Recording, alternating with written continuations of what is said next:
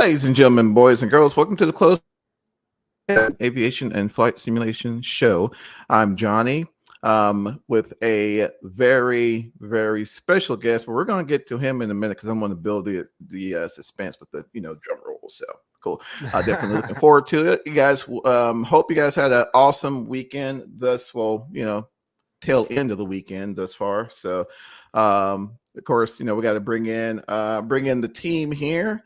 Actually, I'm a change the order up here. So since we had a late arrival, I ain't gonna get on them yet. But while you change your order, let me fix this mic. I'll be right back. Go ahead. Get on Charlie worries. before you get on me. No worries. Of course, our usual team here. My main man, Charlie. Charlie, say hello to people, man. Hey, what's up? How's everybody doing? Oh man, hanging in there, brother. Still looking at that old nuclear power station you got behind you there. Yeah, my new heater. I don't have to have a heater out here anymore. Exactly, man. I think Georgia's power consumption went up 75%. It did due to your machine there. And of course, my man who just popped in there. My man took the old Elon Express back to the house to get on the show. Ladies and gentlemen, Mr. Mike Selman. Mike, say hello to people, man. What's going on, man? Good to be here. Sorry, this is the second show on the road that I'm tardy. I don't know what's going on, man. It's that time difference, man. I think it's like 4 tardies. You're in like a detention or something. Ain't that what they did in school? Talk to the producers about this. It's unacceptable. Yeah, man. Yeah. We're gonna have to get a call from Chief here in a minute. But how you been, brother? Hope all is well. Good, man. Besides, battling winter weather and snow in Los Angeles of all places. Man, I know what's up with that, bro. It's been a weird week, man. It's been a weird week. Oh man, that's crazy. That's crazy. Almost crazy as -10 degrees. Ooh, but but no, it is unusual though. California getting the weather phenomenon that you guys are getting over there. Have they completely shut down the city? Is it mass pandemonium over there or what? I mean, not at the basic elevations, but those that are, I don't know, about 3,000 feet and up in those cities, and things like Big Bear and Lake Arrowhead and those sorts of places. Yep. Unless you've got tires and specific dedicated equipment to get up and down, they aren't allowing you up. It's been a wild one. Oh wow, too. Yeah, that's crazy. That is crazy. Well, guys, a heck of a show today. Actually wanted to take the opportunity to welcome a return guest. He was here with us December 14th, 2021. No idea how I remember that, but I totally did. Ladies and gentlemen, Collin from Hibernix. Collin, say hello to people, my friend. There we go. There we go. See, now I'm fashionably late to my vocal introduction. Hello, everybody. I'm glad to be back, and I am impressed that you remember the date too. Man, I don't even remember what I had for breakfast this morning, let alone where I was a year and change ago. So that's it's good to be back. Too cool, my friend. Again, like I said, it was you were definitely in one of the more memorable. Although all of our guests are memorable, but definitely getting you on and having the opportunity to meet with you last time was definitely a memorable experience. So again, my friend, welcome. But guys, like I said, a heck of a show today. But first thing I wanted to cover real quick. Tomorrow, and I'll just say this because I'm totally a nerd for it. But tomorrow, there's actually I think the Antonov 225, Charlie, is going to be releasing tomorrow. It is. Oh, it's tomorrow? It is. Tomorrow. That's such a cool thing they did with that whole project. Oh, yeah. It was out of the blue, too. Like, it was unreal.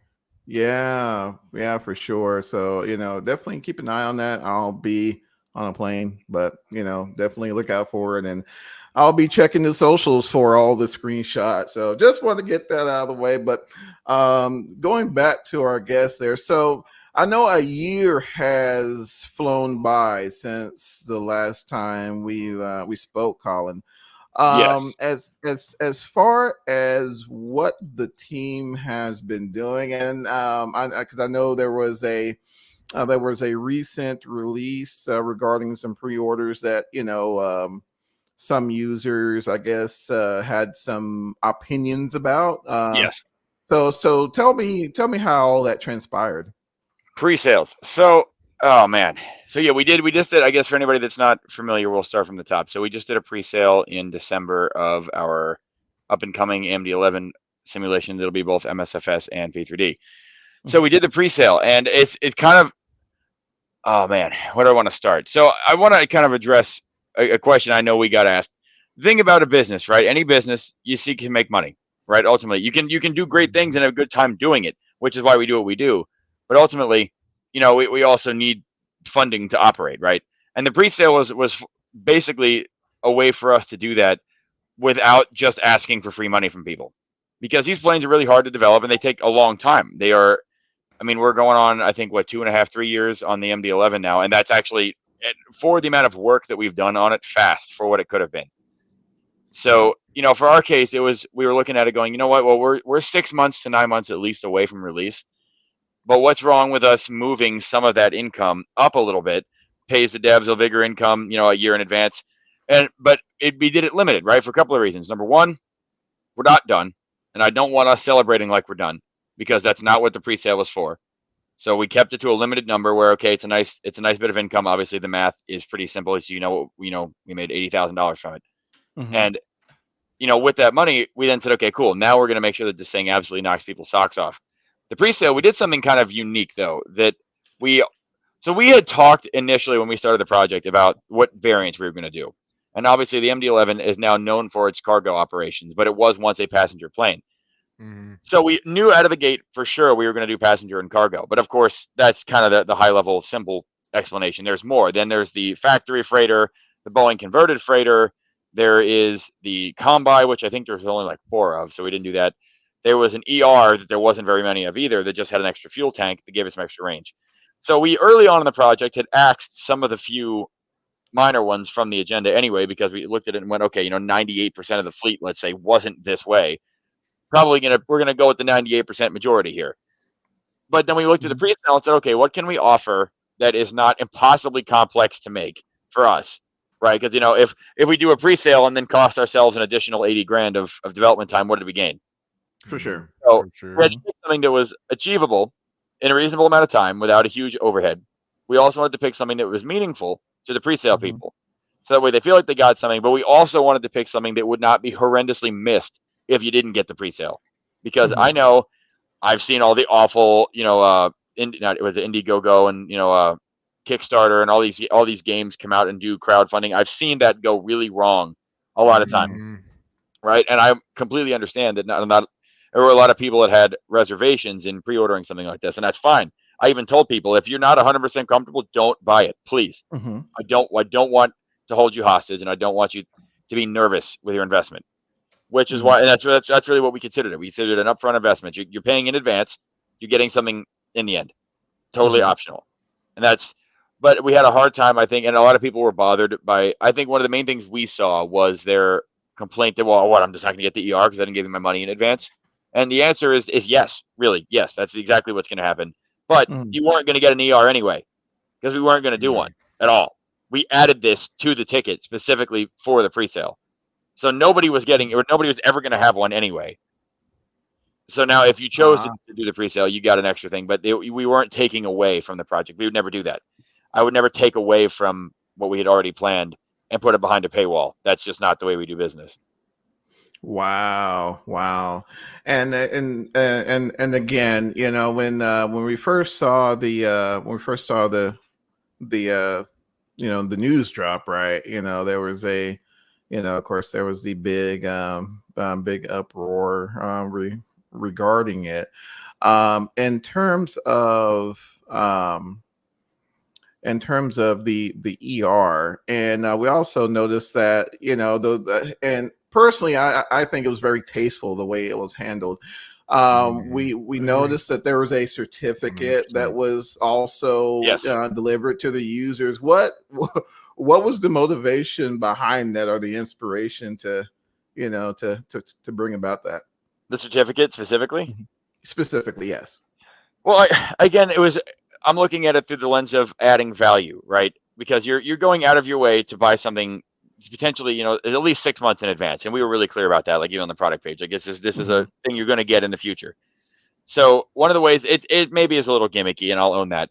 But one of the ways that we did it is we kind of thought back to old airplane models. If you bought a limited edition die-cast model, you got the model, and then you got a little piece of paper that says, I own model number 227 of 500, let's say, or whatever it is. And that's, although the paper isn't really worth anything, the concept that it represents is to you. Sure. Anyway, it is because you say it's worth something, and you know that there can never be another one of yours. And that's harder to do with digital software, because unlike a model or something where I can physically put it in your hands and say, here you go, this is the only one of its kind. It's harder to do that with code that is by nature infinitely duplicatable. So the serial numbers, and for what it's worth, even the developers don't have serialized numbers. I don't have one. I don't have one of those 1,000. The devs don't have it. That is only for the people that gave us that money in advance and invested in the project. So it was a way for us to, again, going back to what we said before, without spending a ridiculous amount of money, it was a way for us to add value and try to give something back to people that like that. And again, we were clear, because if you don't care about that kind of thing, please don't buy it. Yeah, if you are a collector, because that certificate, I've even told people, so there's 2 signatures on it. They're digital signatures. One is mine and one is our COO, Josh's. But I've told people, if you bring us a blank at Expo, I will hand sign your certificate. Wow. I don't. Nice. It would have been insane for 2 people to hand sign 1,000 documents, and by the time we mailed them all out and everything, it would have been so expensive to do. Right. Yeah. But if you have them, I will happily do that, and I can't imagine Josh would have any aversion to it either. But anyway, to answer your question, the reason the serialization specifically is that was the easiest way that we could say, because we did the limited number anyway, rather than just being some virtually imposed stock limit. We actually now say, okay, it's a nice even round number. It's a good amount of income for us, but it's small enough that you feel like you got something. The collector's edition chat we have on our Discord is now they're getting some information ahead of everybody else because they've invested into the project. They're not just followers now. Now they're public investors. So they got a little extra. They got a seat at that table basically, and they get to hold that certificate and get their extended range version. And we'll do little stuff for them, fun stuff. Like we've been talking about ways to try to get like your serial number, if you have one, into the cockpit somewhere. Wow. So you'll see it. Oh, that'd be cool. I can't guarantee if or what format that's going to take on, but we will definitely do it. Whether it's something minor in the MCDU or something on the text string itself. We talked about even on the outside, if you flew certain like house paints or if you wanted it, having it show up there. Little stuff again, but just we want to make it feel like it meant something, because it did mean a lot to us that so many people so quickly came to support us. I mean, it sold out in under a day, and that was insane for us. Whoa, really? Yes. I didn't know dude, I was nervous trying to get it. Wow. We had planned to do it for a month. The idea was December, the month of December, Merry Christmas, here's a pre-sale, here's some extra stuff, good for everybody. And people were, the discussion had already begun in Discord before we even got there. And there were already theories that they were competing to see who was the closest. Is it going to be a half an hour, it'll sell out, an hour, it'll sell out. And I'm reading these chats and I'm like, I might have misjudged how many copies of this we needed. It was not a month-long sale. It wasn't even a week-long sale. Fabio, our technical team lead, just messaged me and corrected me. It was 10 hours. It sold out in. Wow. 10 hours. Wow. So 980 copies, because 20 were like pending, and I think we gave one away. One single copy was a giveaway on Jetstream Radio. Wow. Yeah, completely blown away, Collin. I hate when I saw it. I was actually at the airport, and I was just like, man, I was like, yeah, I want to get home. I'll because I remember during our last conversation, I'm like, yeah, I'll be, me, because I've been dying for MD-11 myself, and as well as Charlie, which I think Charlie actually was a lucky 469. Oh, one of us. Exactly. Well, thank you for your support. Hey, I'm glad, man. I'm excited for it. So are we. He posted their certificate, and I have to say I was totally salty about it. But anywho, I was gonna say I've got some brand new stuff that the team has sent me up from my MSFS here on my screen too. So I'll have something cool to preview with everybody here later. Oh, can't wait! Easter Can't eggs. Wait. Easter eggs, exactly. Oh, these are full cockpit shots. These aren't Easter eggs. Ooh. Oh, wow. Holy smokes.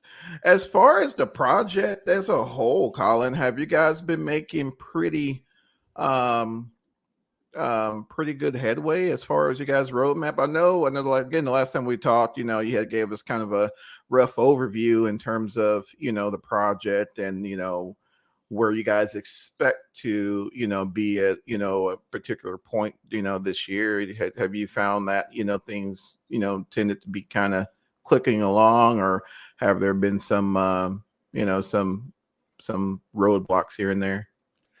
I would say it's been a mixed bag. Mm-hmm. And with software development in general, it's actually written into our policy that whatever you think the amount of time you need is, overestimate by 25%.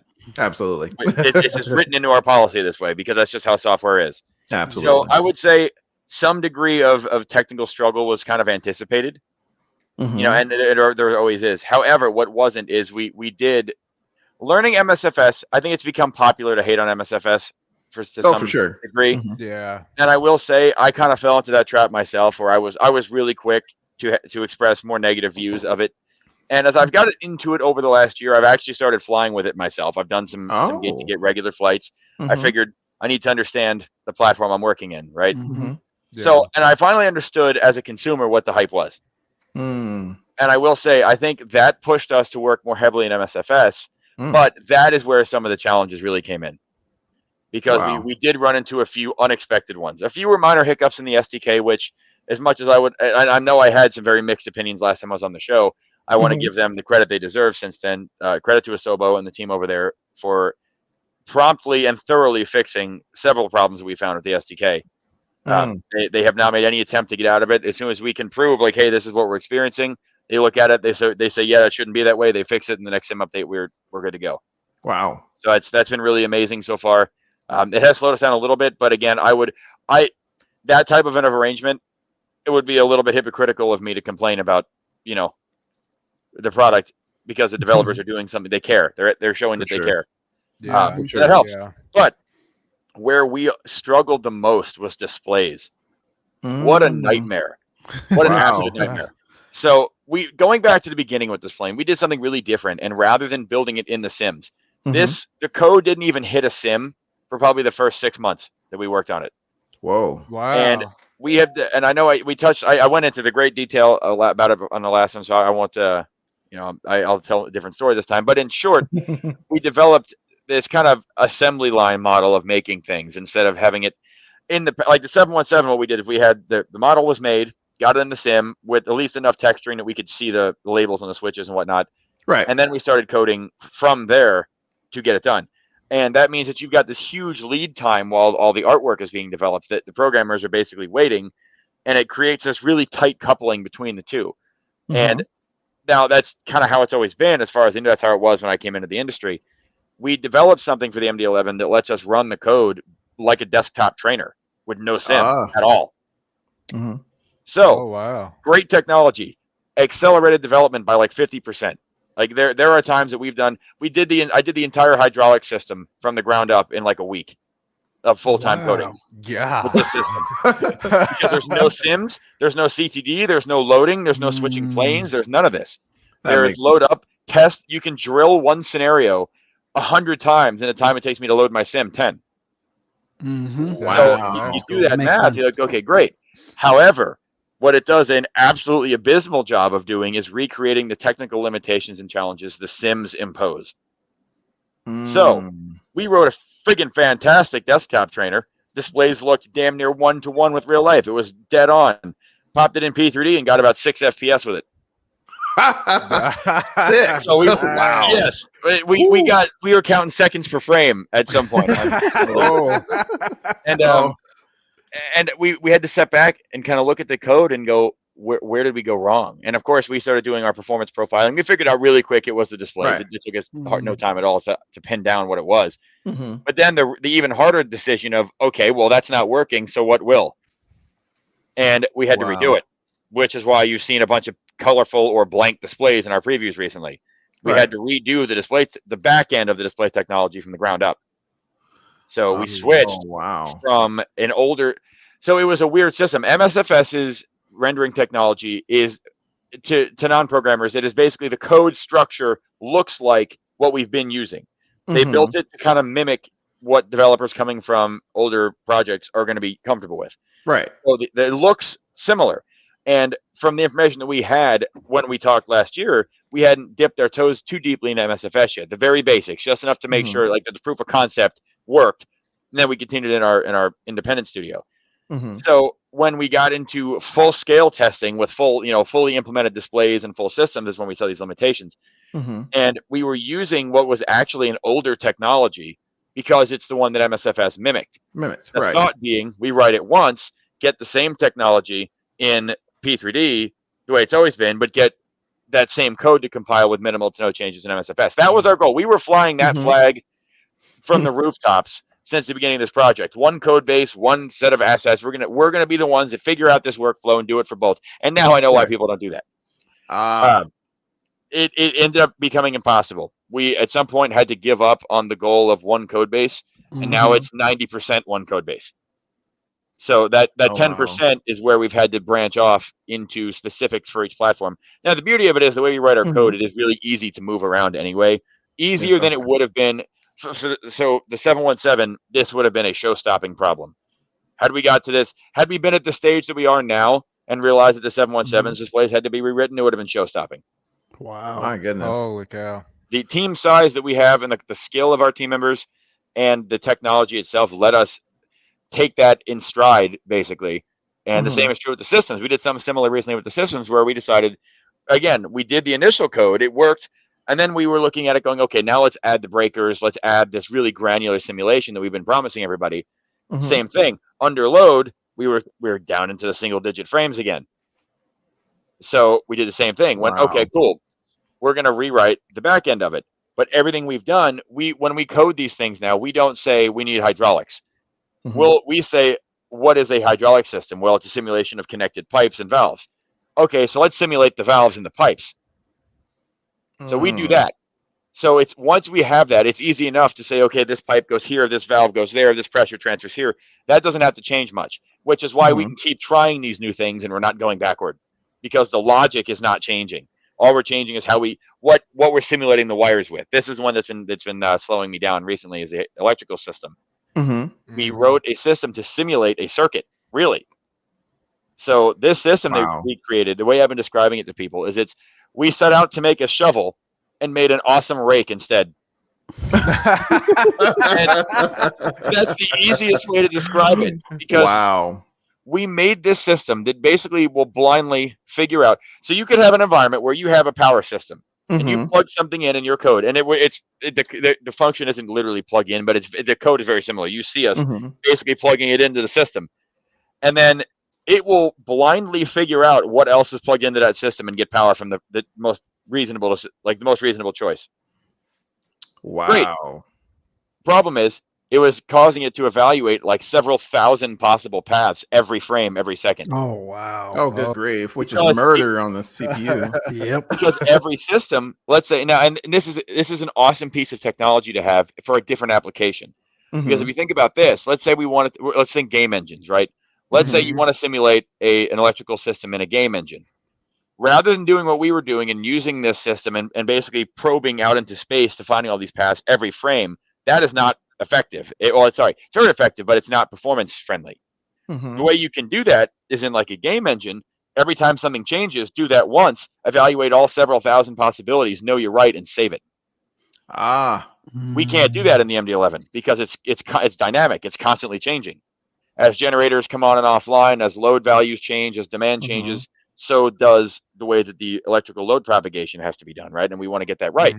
We want you to see those load values vary, and this is how it works in the hydraulics. If you pull the speed brakes down and you add a bunch of demand to the hydraulic system, you will see the consumption of the fluid go up because we've added a bunch of pressure demand.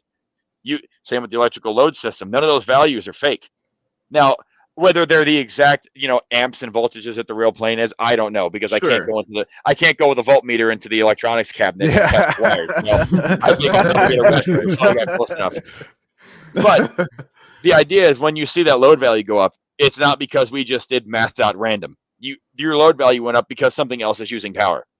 So basically you're saying all your pneumatic parameters, electrical and hydraulic are all dynamic. So they're based on something. Yes. Based on something. Holy smokes. Wow. All of that stuff, all those numbers. Even the temperature simulation. So the hydraulics I kind of use as our model for how we're going to do the rest of them because it's simple enough. It's got the NRMPs and the RMPs. It's got enough complexity that we could test the system, but it's not the electrical schematic where I'm staring at 37 different lines that I almost lost my mind trying to read that diagram. I bet, easier. I don't know. Have you guys ever looked at those, like the schematics, not the FCOM ones, like the engineering schematics? Oh yeah. Oh yeah. I don't understand. I am cross-eyed looking at them. That's it. And the thing is, I know airplane systems pretty well. I'm not a real aircraft engineer, of course, but I've spent my entire professional life reading these manuals and understanding airplanes. And I still look at some of these and I'm like, what? I'm like tracing it on my screen. I'm like, where does that go? And I'm reading the other page. I'm like, I can't.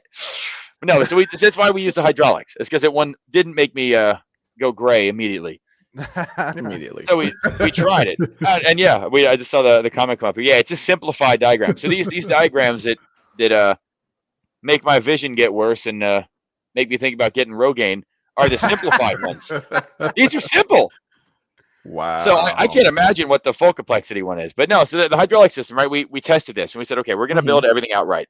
We actually have the ability to simulate an uncontained failure in engine 2, causing a hydraulic drop from system 3 in the tail. But then the system is smart enough to know this and cut off the shutoff valve to the flight controls. What? So you'll dump some of your hydraulic fluid out the tail, but not all of it. And you'll see this happen on the screens. You'll see master caution, hydraulic pressure low, and then you'll see LEV shut off, whatever the warning is. I forget the exact verbiage, but it's something like, LEV shut off closed or something like that.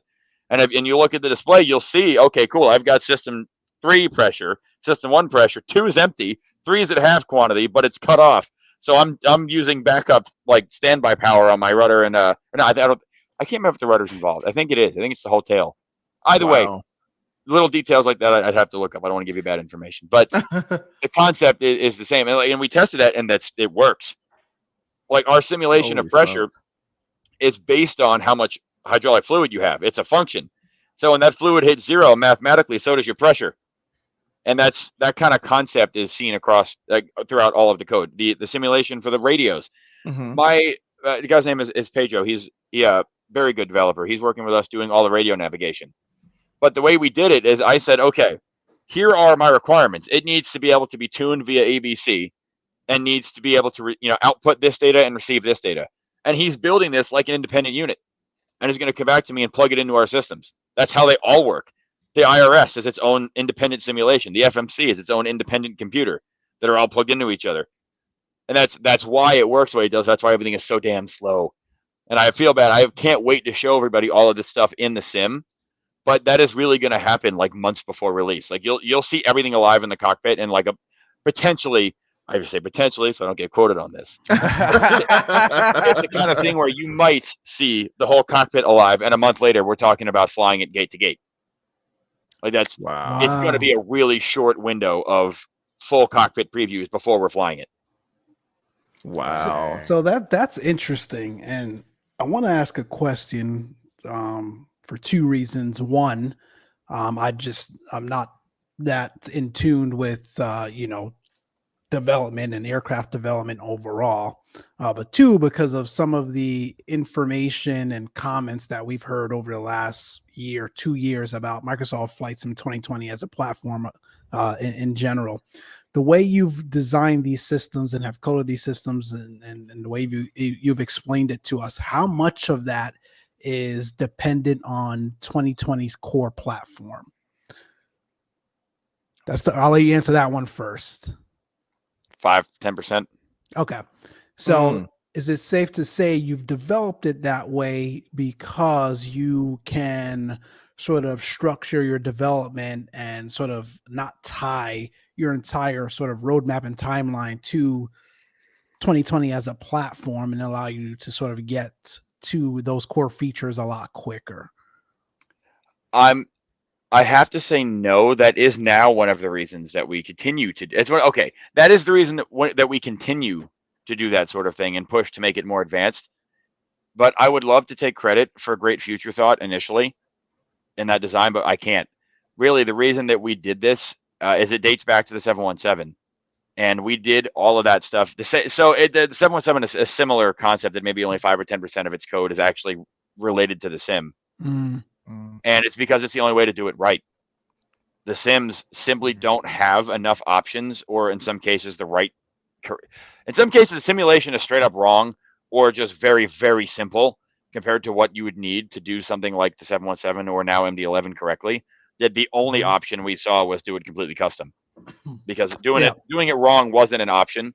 So we had to decide: how much do we fake?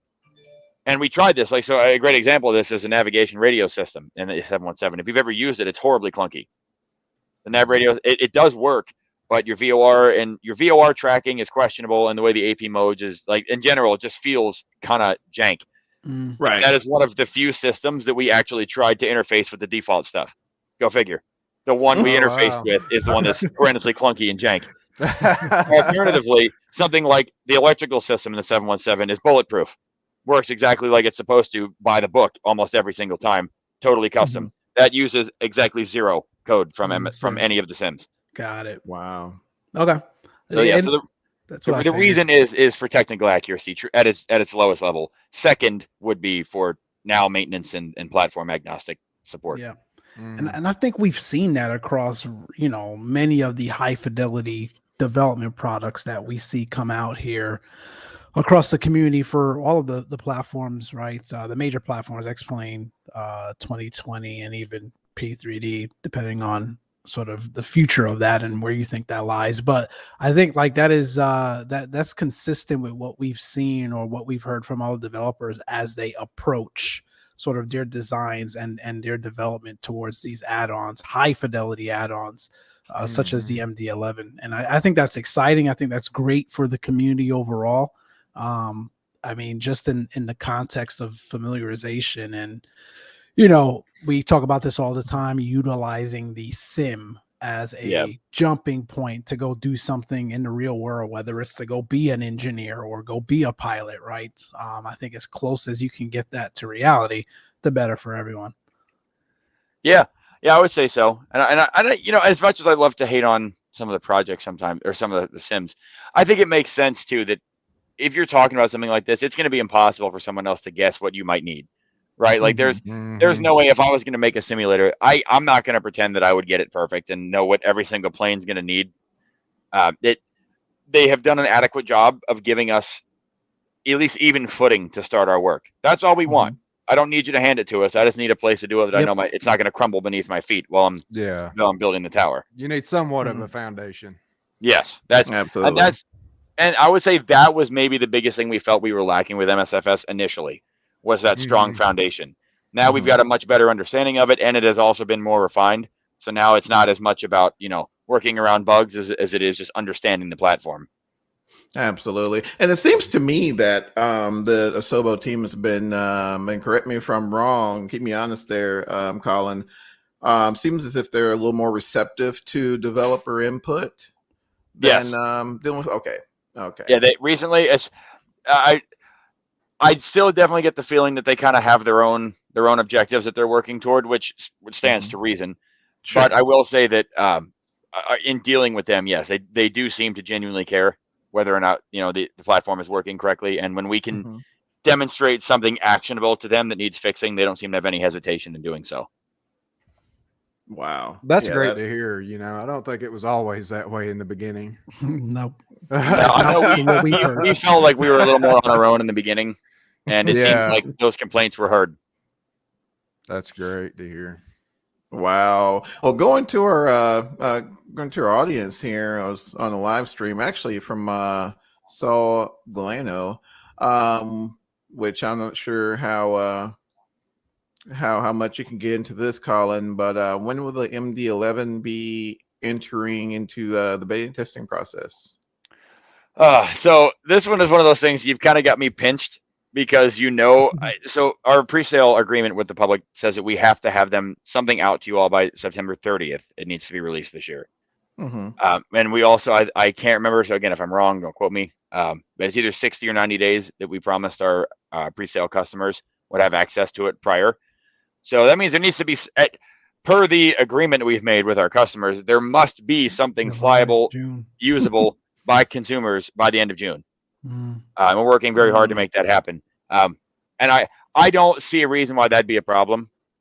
Ideally, I mean, of course, if I'm able to accelerate that process, I'm certainly going to. But I'm going to answer your question by saying no more than June 30th.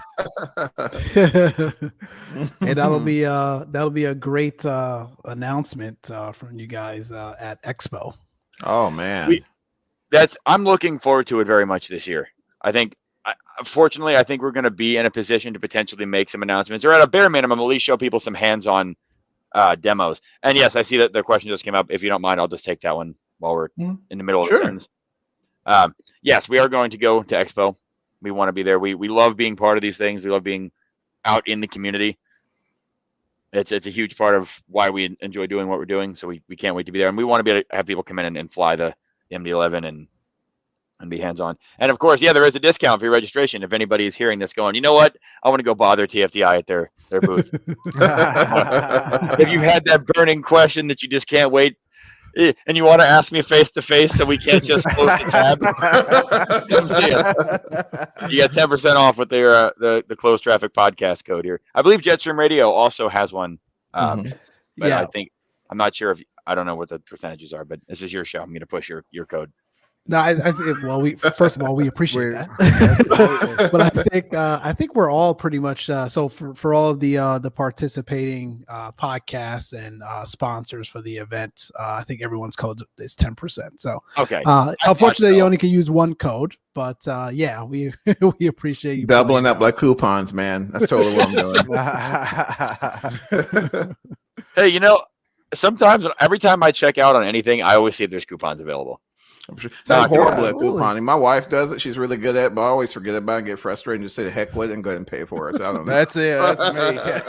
Dude, I'm telling you, if you Google whatever the site is, space coupons, and give it 30 seconds before you buy it, you'll save yourself a good chunk of change over time. Really? I think probably the amount of coupons I have seen that they're either obscure promotions you didn't hear about, or they're things that just never expired, that like the campaign was like kind of over, but they never officially ended it, and they just don't take them down.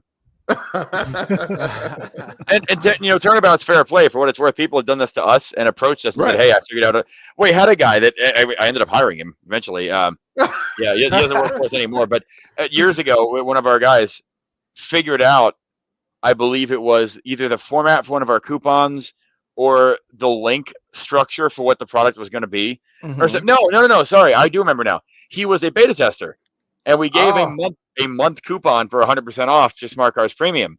And he went, I wonder if I try a year, and did it. And I forgot to set it that way, and it worked. So he came to us and says, "Oh, hey, I got a free year. You might want to fix that." And we looked at it and went, "Congratulations on your free year, but it's now fixed. So you got this one. Next time it'll be the normal price." Want a job? He ended up becoming our. It was Josh Mendoza. I know he was our community manager for a long time. He was. But he always had a reputation of doing that kind of stuff. He'd always find, no matter what it was broken. It could be the most obscure, tiny thing on the under. He would find the one screw that's got the wrong color on the bottom of the glare shield panel, facing the wrong way, because he just happened to try to be setting up a camera and it went backward. Like that's the kind of stuff he would have happen to him. So he always had something going on. It was always a good time.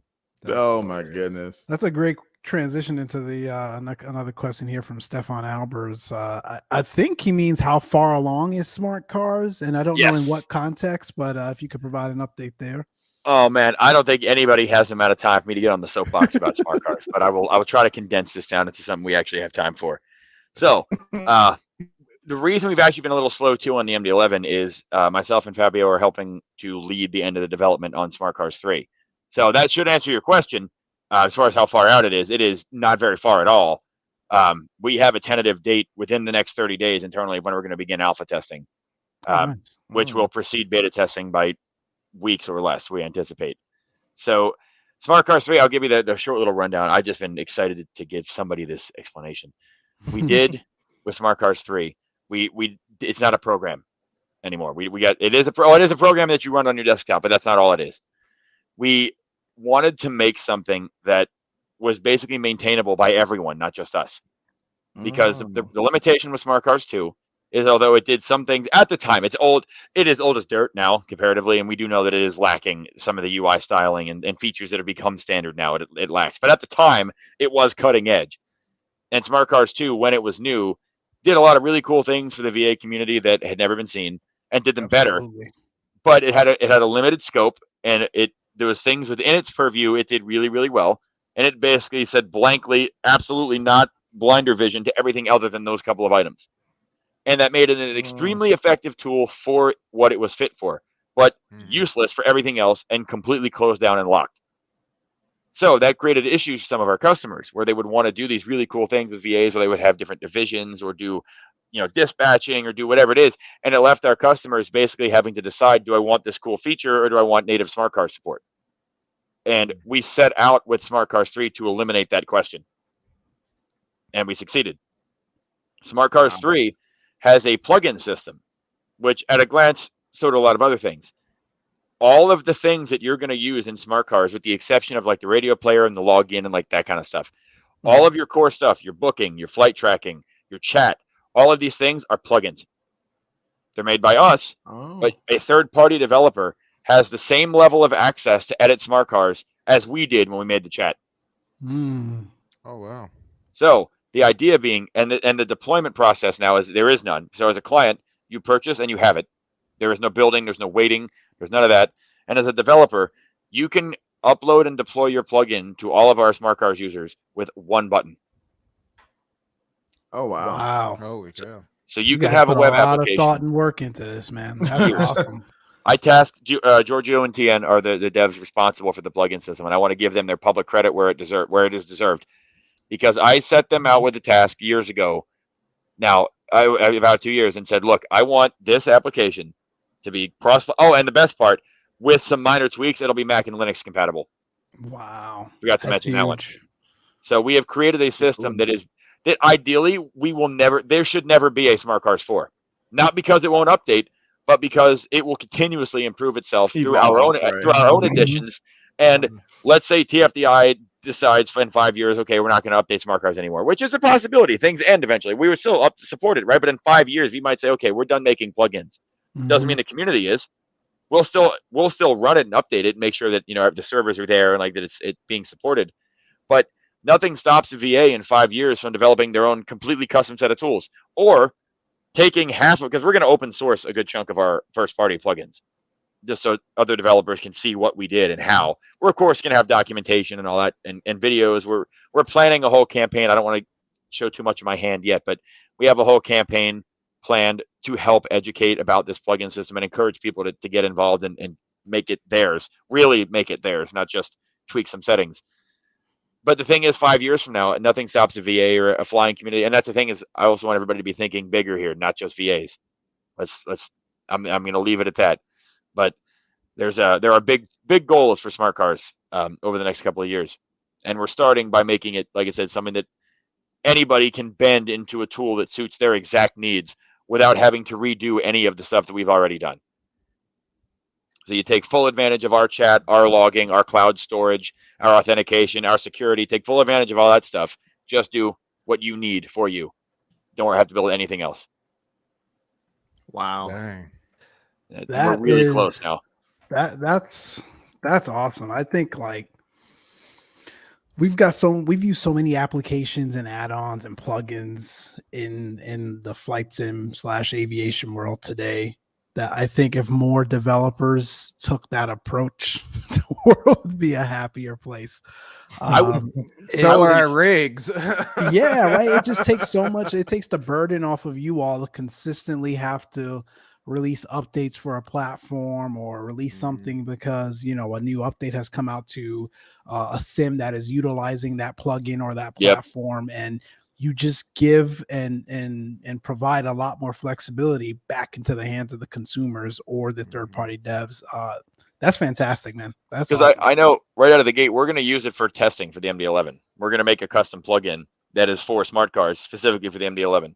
That'll let the testers report bugs right into probably into a queue for our admins to review, our tech guys to review. But like we're going to use it like that, and I would have no objection to other developers doing the same. And again, and you don't have to worry about security. It's your plugin. I'm not looking at your data because it's your code. You just get to host it in our system. And there's so many things that I can think of it being used for outside of virtual aviation, or not just virtual airlines. They, of course, are our meat and potatoes. That's the people that they're aiming to serve as well. But we also want to create something for the pilot that. There's going to be a PAX plugin. I would hope to see a SimBrief or Navigraph type plugin. I hope to start seeing these things. Oh my gosh, that'd be amazing. Because I'm imagining this world where you're a VA pilot, or you're part of any community, any part of a virtual community of any sort, right? And my vision for this is to have it that you open smart cars and you have a bespoke experience, because two things can happen. The airline can install plugins on their side that you see that modify how it behaves with them. You as a pilot can install your own that have nothing to do with the VA. So what I'm imagining happening is that this environment where you open up smart cars and it's this completely bespoke experience for your community. You're getting all of their features natively right to the application, right the way that it belongs. But then you've also got your own suite of tools that you've selected that might include launchers for programs you use, might include PAX support if you're a PAX user, might include other platforms, other products that other developers will support. And then this will just be your hub. You'll open smart cars and everything you need is right there, centralized in one place. Yeah, man, that would be cool. That'd be awesome. I would love to see that happen, and we're going to try to make it that way. We've tried to make it open enough, like I said, that basically if we couldn't do it during the development with the plugins, then we made it possible. We didn't just use source access to fix it. With the exception of, again, obviously certain security things we would have to do on, like, again, login. So anybody listening who's security conscious, no passwords or anything are ever given out. That kind of stuff is locked down. And all of the plugins, we have a verification system. If they're not personally verified by us first party, it warns you before anybody else's code runs. And you have to say, like, yes, I see who it is. So we've thought about security on these things. So no code that you're not aware of is ever running. You know all the time who, and it will say, even if it's an organization, like it may list TFDi Design, but when you click it, it'll tell you which one of us specifically uploaded it. So there's that accountability. So because we're taking steps to make sure that we're not promoting an environment that allows that any type of unsafety here, right? Obviously, like is the case with any sort of third-party plugin, you always have a little bit of inherent risk that you want to trust the author. But our system will show you reviews from ratings from people that have installed it. It shows how many people have used it. It'll show how long it's when it was updated last. It'll show you who uploaded it and on behalf of what company. So you've got a lot of accountability there too. So it's like I said, but the idea is we're trying to promote this environment that we think that smart cars can be an amazing platform when it's maintained by 1,000 developers instead of 10. There may only be 10 of us or 5 of us that worked on it, but the thousands of people in the community can do a lot more together than we ever could as just 5 of us. Oh, absolutely. Oh, wow. Too cool. And in terms of, because it sounds like, the backhaul will be, of course, servers and things like that. And, some sort of, cloud-based functionality as well. Will there be any sort of subscription-based service for that? Okay. Yeah. So Smart Cars currently has 2 different licensing models. As a VA or community owner, you can purchase I don't know what I would how I want to describe the license. You purchase kind of like an organization license that gives you then the ability to give out the basic version of Smart Cars to all of your pilots for free on behalf of your community. So in the past, it was $70 one time. You paid it up front. You got a license for Smart Cars 2. It was lifetime, and you could give it out. Now, the pilot, that license that they got as a pilot to use for free does not include all the cloud stuff on the pilot side. Anything that the VA needed, it includes. It had all of their stuff right out of the gate. But then some of the pilot client features, like in Smart Cars 3, and they're subscription based. So as a pilot, you could pay $4 a month, and you got access to our mobile app and cloud flight backups and flight monitoring. So if you ever happen to be alt tabbed out or away from your computer and your autopilot freaks out and flips your plane over, smart cars will catch that, pause your sim, and notify your phone. Wow. So little stuff. And we are doing similar things and more in 3. So the mobile app in 2 was admittedly kind of lackluster. But in Smart Cars 3, the mobile app, you'll be able to log in. You'll be able to book flights for your VA and view your PIREPs and all that stuff straight from the Smart Cars mobile app. You'll be able to chat from it. And this is all free. You'll be able to do all that stuff for free. The paid stuff then takes it even further. The paid stuff, you're literally going to be able to have a real-time PFD on your phone. You'll be able to scrub through your flight and see a vertical profile chart of exactly what you've done. Like down to the minute of any flight you've done in Smart Cars Premium. So a VA owner could go back and look at a flight and basically perform a check ride with this system, because you'll see the blue-brown, you'll see their altitude and vertical profile and a moving map. Yeah, I loved Smart Cars when I used it back when I used to fly with Virtual Airlines. It was, I think, part of what made flying with the Virtual Airline fun. That's awesome to hear. Yeah, it was a fantastic tool. Provided a lot of flexibility. And to your point, I used it very often when I had to step away from the sim to go take care of something and be able to monitor that mobily. Yes. Speak today. Was very intuitive and awesome. So it's good to hear that even more features are coming with this next iteration. I can't wait to see it. Yeah, I'm really excited. Like I said, next week you'll probably see a lot of content from us as we start getting ready to start the roll up for release on that. You'll see a lot more from us about it. Cool. And I'm in the background here preparing those screenshots for you guys. I did see the request. Yeah. Just let us know when you're ready to show it up. In the interim, we've let's take care of some housekeeping. How's that? So first of all, thank you all for joining us today. We really appreciate it. Checking out Close Traffic Podcast. We're live here with obviously Collin and members of his team in the chat as well. And for the last almost hour now, we've been walking through the MD-11 and some of the things that's coming down the pike there for the TFDi team. Appreciate the support. Number one, you guys heard a lot about Houston and Flight Sim Expo. We will be there as a team. Close Traffic Podcast will be there. You heard Collin mention that he and TFDi will be there as well. Definitely, if you have not registered yet, go and check out fsexpo.com, I believe is the exact website. But if not, you can check out closetrafficpodcast.com, and we have a link directly to the expo registration. In addition to that, don't forget to use our code Close Traffic Podcast for 10% off your registration. It's going to be a good one. We're looking forward to it. Lots of new things that the team, the FS Expo team, hasn't necessarily done in the past. So it's going to be pretty exciting. We've heard some really cool things that are coming from other developers as well. About what they're showcasing and based on some other product releases that they're going to be talking to. So definitely check it out. It's going to be a good time. It is Houston in the summer, so take that for what you will. But outside of that, it's don't roll your eyes, man. You know exactly. Like it's that hot. Get out of here, bud. You'll melt stepping off the jetway, but other than that, it's gonna be a really good time. Sorry, Johnny. Not all of us live in not all of us live in the humidity and are used to it all day, every day. But yeah, so that's what I wanted to share with you all. And I definitely appreciate you all stopping by. It's always a great time too. We've done a whole bunch of these expos, and we are happy we do it every single time. So if you're on the fence, this is your push. That's it. Yeah, for sure. And then go ahead. One thing I was going to add as well regarding Expo.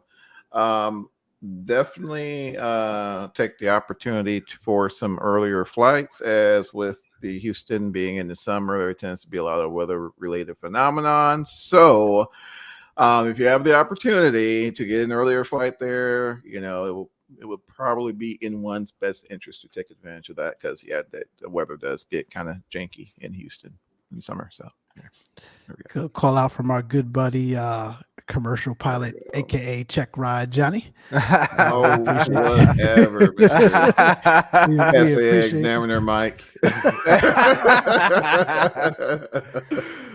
Stefan says, "Are you good?" Yeah, we do plan on doing something live there. So we haven't exactly worked out the details quite yet, but we will be set up with equipment to either record a podcast at the very least, but definitely aiming to do a live podcast there from Expo. So stay tuned.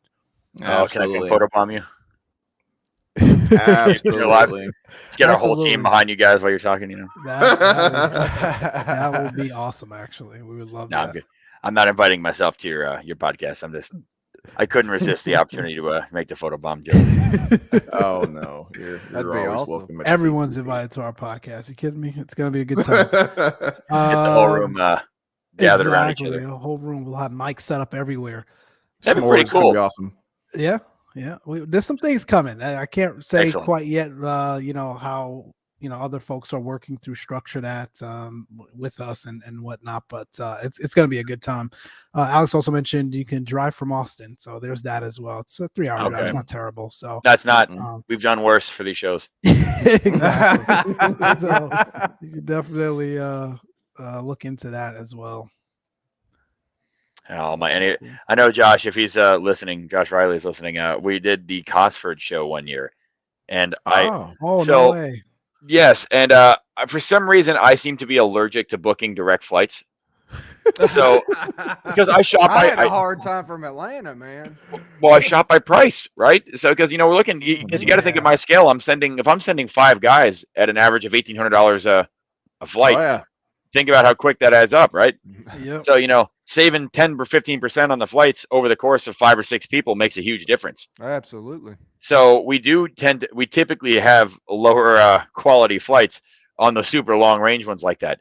And mine, I flew from Tampa to JFK, I think JFK to London Luton, and then had to fly, either that or Gatwick or something. I had to fly from there, I think, to Heathrow.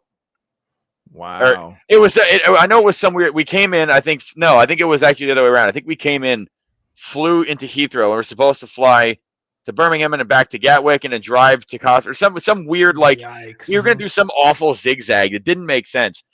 And we got there, and me and my girlfriend was with us at the time, and so me, Brianna, my dad was actually working with Just From Radio as well at the time. So it was. Oh wow. There was a couple of us, and I'm on the phone with Josh. I'm like, Josh, we have like another 4.5 hours of flying, and he's like, he tells me it's like a 3.5-hour drive by car, and I'm looking at my itinerary. I'm like, then how am I spending 4 hours flying if I could drive it in less time?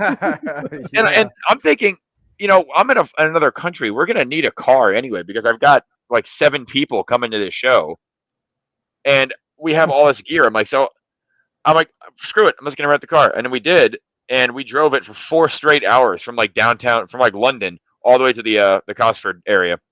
Wow. Just straight shot in. So at least it was better than my first time driving in England, where I may or may not have taken a roundabout into oncoming traffic. That's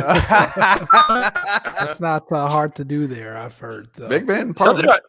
Man, the stick is on I drive stick normally, but the stick is on the other side. On the other side. That is weird, man. My left hand should not be shifting. I don't know about that, man. That just doesn't feel comfortable to me. I know they say the same thing when they come here, but still. It's not definitely natural. different. It is different. We've got some additional questions in the chat. Let's see. I've got those pictures whenever you're ready, by the way. Okay. I think the one question before we go to there, you might have addressed it already. Will there be another round of MD-11 collector's editions? No, probably not. The part of the reason that the exclusivity is part of the value, and I know that a lot of people, I knew people that got up early or raced home from work or stayed up late or whatever to get their hands on one of those 1,000. Right. And I think we owe it to them. It would be if I was in their shoes and I took time away from something else or got up at 3 a.m, whatever it was, and then the company 3 months later decided, we'll just sell another 1,000 of them. I would feel a little ripped off. That would feel like a money grab to me, and I'm not really one to throw words like that around. So that would bother me a lot. And as a result, we're not going to do that. Even though I know there are a lot of people who would love to support it, and I would love to have a copy. I owe it to the people that have invested in us already not to devalue by adding any more to that stock count. Yep. No, that's fair. I think that Mhm. makes sense. All right, cool. Whenever you are ready, Colin. So how do you want me to send these? What's the easiest way for me to do that? Oh, you Oh, can just okay, share present 'em. from the bottom. Oh, I could. Okay, Mhm. cool. There should be Cool. an option there that just says present, and then you choose the screen. Okay, let me do that. So I'm going to give a warning about these. These are all in sim and MSFS. Also, I will see if I can show one of our previews in the collectors chat. Fabio, if you're still tuned in, can you get us one from the MD11 and MSFS with the screens working? Because I want to show people that we do actually have real code working in MSFS. You don't just have to take my word for it anymore. I do want to show that, and I'm not sure if he's still around, but I'll pull one up from the archive. If not, let me see if I can do this. Here we go. I can present a video or slides. Oh, that's pretty cool. Yeah. I'm learning here. Oh yeah. All right, and yeah, we're definitely gonna share a window. And Fabio just let me know he's taking care of it now, so we'll have some of those. So here are some. So it's a little shiny. It's a little shiny because we are still editing material settings. So don't worry about that. This is more just showing you the general geometry. Okay, I guess I'm going the wrong way. There we go. Showing you the general geometry and the look. And we'll post these after the show so you can take a longer look at them. I'm kind of cool. going through quick. Here's some from the cabin. Ooh. So that's Aaron did a great job with this. This was a last minute addition. The cabin. This is also an MSFS. This was a last minute addition for us, kind of because we saw Phoenix and others do it. I've always thought virtual cabins were cool. They're completely pointless, but awesome. It does nothing for the simulation, right? Nothing about flying the plane has to do with the cabin. Yep. But there was just something cool about knowing that it's back there. Yes. It's Have awesome. the immersion. Yep. And I'm going to grab some of the screenshots now. So the screenshots I'm going to show you now, they are also from MSFS, but they are in a neon pink cockpit with a PFD with the blue missing. So I'm showing you guys this stuff. These are very, very much work in progress, but I'm just showing you that we do indeed have working MSFS stuff. I'm trying to figure out the easiest way to get them into there now. No worries. But in the meantime, No we can give you a nice cockpit shot to stare at while I if I can find something. We'll leave it that one. No worries there. Oh yeah, that's gorgeous. I don't know. It's just something about the MD11 and the McDonnell Douglas cockpit format or in logic that's really alluring to me. Even in the 717, it's just like, even going back to the MD80, a lot of those Inuisms kind of show themselves even in the MD11. I've always been a huge fan of that. And it's a little different from the, Airbuses, Boeing. There we go. The other traditional Boeings. Mike right? thought we was going to go through one show without saying something. Without him crapping on my Airbus. I know. No. Hey, I was in it today, man. I ain't crapping on it. Yeah, I don't know. I can give you guys a preview. So we were talking about the hydraulics. You can actually see what we're talking about. These lines showing the green. This is such a minor thing. The 717 also had these lines, but how it derived them was so different. The MD11 actually basically reads, do I sense something in this line? And if so, draw it green. Wow. That's how our code is structured. So we fix it in the hydraulic system and the display is automatically correct. There is no fixing it in both places. And a lot of them are like this. Like the code for this, when you see the little A in the pump, there's basically code that says, is the right center engine pump, what is the state of the right engine center pump? And based on that, then we draw the A. There's no, I said, everything is done that layer of abstraction. You can see even that. like the valve positions? Yeah. So we could, the NRMP, I didn't bother to simulate the actual actuation of the valve, although it would be easy. It would be really easy to do because the way the code is laid out. But you can actually have, if you have an NRMP failure, you could have a disagree between the commanded position and the pump itself. Wow. If the pump fails or were to leak or something like that and doesn't do what it's supposed to do, which can happen. You can enable that failure. And then that puts it in the list of things that could happen to you. Wow. Dang, So, yeah. that's crazy. But I wanted to touch on that. You can see again, the pink was before this. The pink was as we were working on getting it set up to look like this.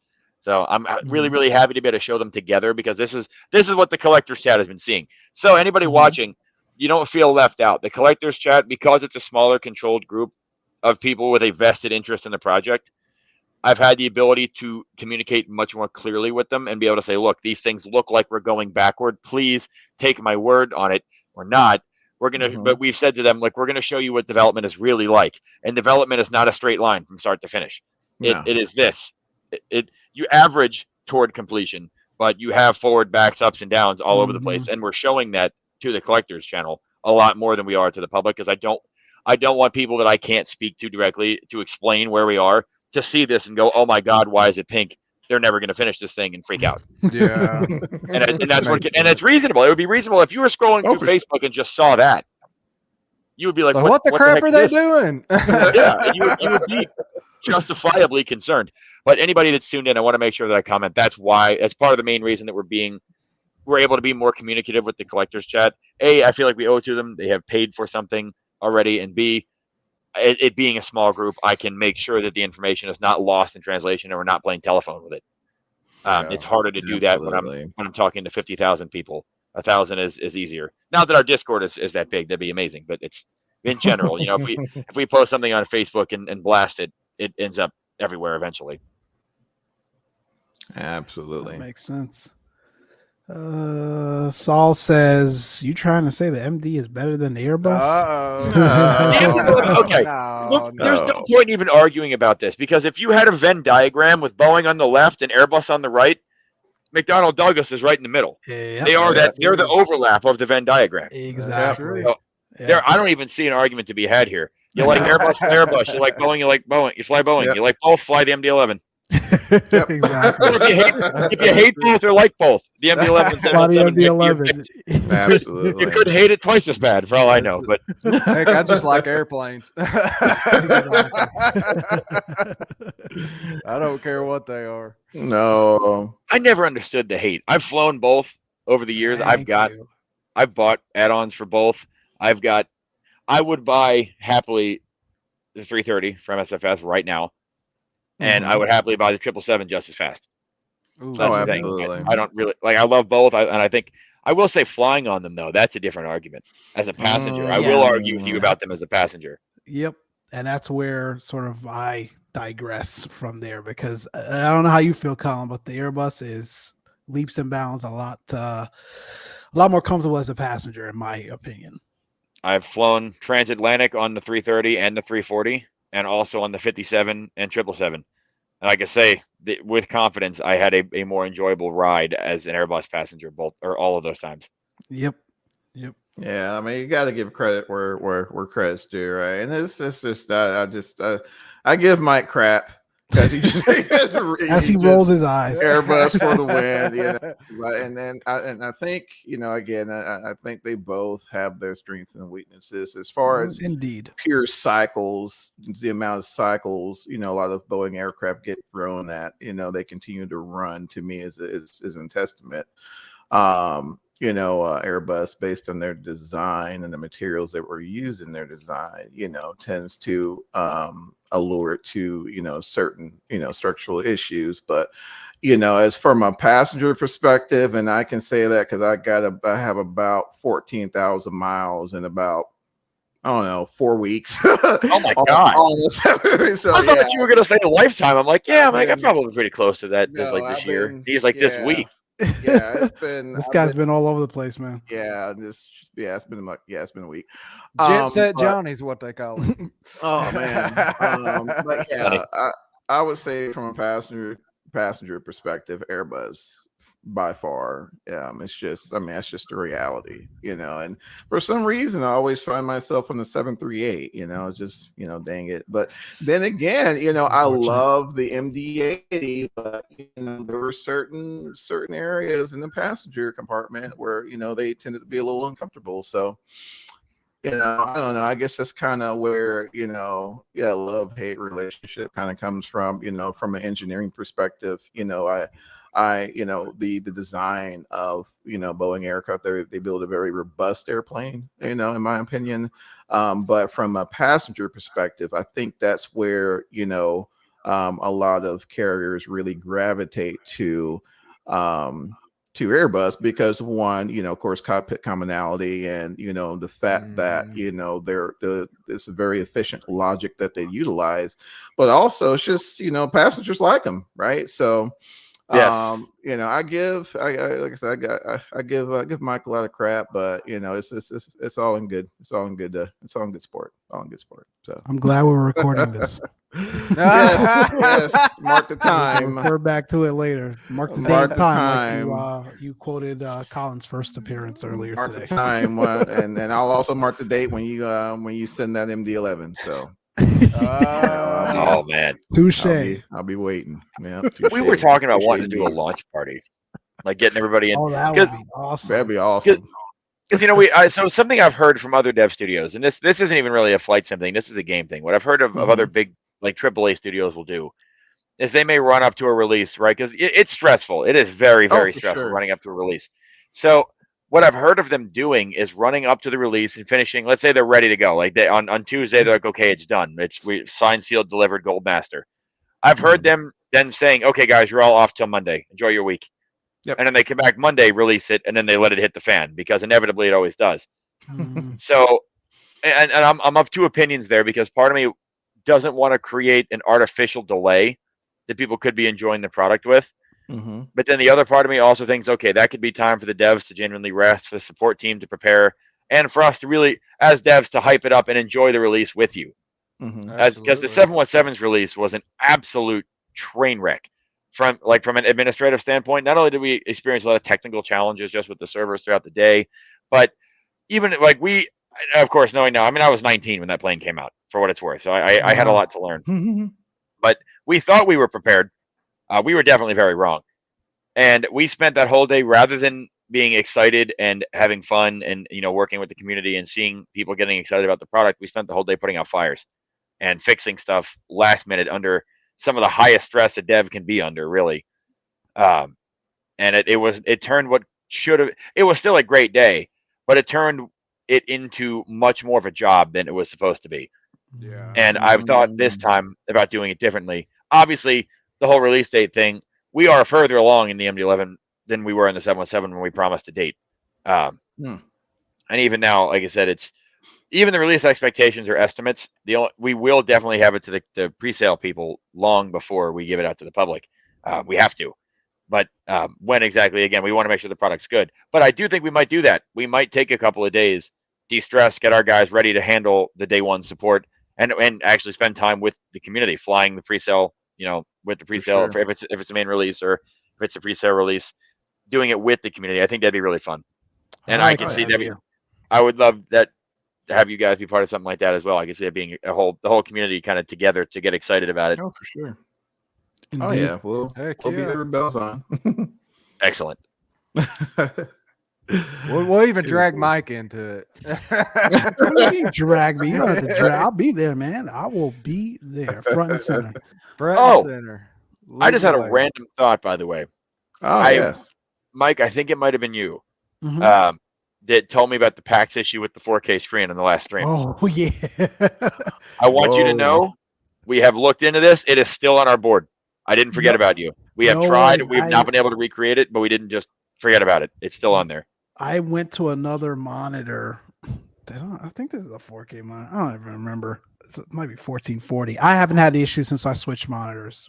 Okay. So that's why I think I forgot about it or closed the ticket or something. But it might have just been that, man. It could have been the combination of that, the drivers, that monitor, that install Windows, everything all together. It was really weird. And so no one else is, you haven't had a ticket for that from anyone?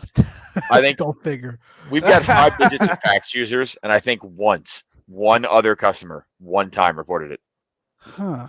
So you're a sub 0.01% of the population having this problem, and it's we wanted to fix it, but I just remembered. I don't know what brought that back up to my attention just now. We were talking about this recently as we were doing some administrative stuff, and I saw that issue come up. I'm like, huh? I'm like, funny. We were just talking about this, and now I'm going to be on the show with these guys. No, I've been using it with this monitor now I've been using PAX this monitor for 6 months. Okay. Maybe 5 months? No, never had that problem again. 4 or 5 months. I have never had that issue again. Yeah. Now, here's the other weird thing that happened though soon after. Not with this monitor, so I don't know if it was a monitor thing, but the custom announcements that you could make with packs, it stopped working. Every time I would click that, it would just revert to one of the default captain or FO announcements. That's I don't know the if that mic was settings. tied to it. I tried different mic set. Like again, nothing worked until I switched my monitor. It was the weirdest thing.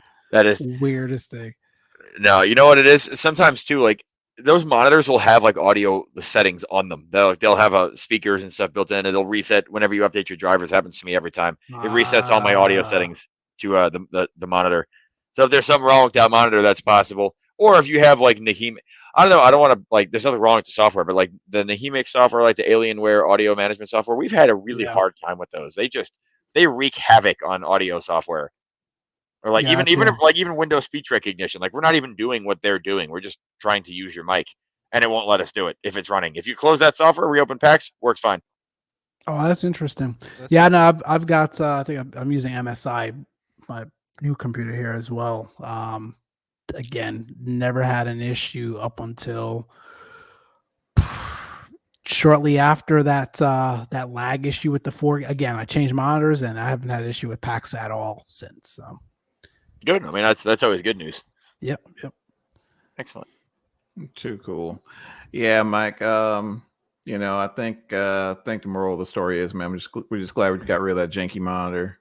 It does sound like By that. the way, I keep saying monitor, but it was a 4K 50-inch Samsung television. All right, so well, there you go. It wasn't even like repurposed as a monitor. It was no thing. I just repurposed it for another television in the other room, the house. But yeah, I don't know. It was weird, very weird. I don't blame you. I've been thinking about. I wish I had the space to build a home cockpit. Oh man, me and you both. I mean, they're very expensive too, and I think I'd have a hard the amount of money that they are to do right. Yeah. To buy, that is. To build them, I've been a programmer for a long time, but I think I lack some of the hardware engineering skill.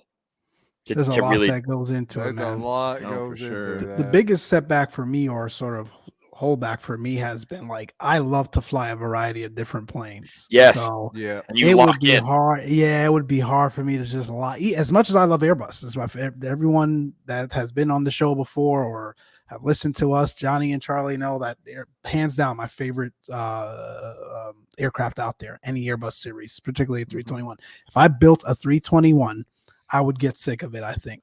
Yeah, because I love variety in the sim. And that's one of the greatest advantages of these sims, right? Is you can do anything, anywhere, anytime. And absolutely, by making it into a home version of a level D sim, you make it more expensive, cumbersome, and eliminate one of the advantages of a home sim. Exactly. Absolutely. Yeah. Not to mention the amount of Hobbs time spent. It's like a whole type rating,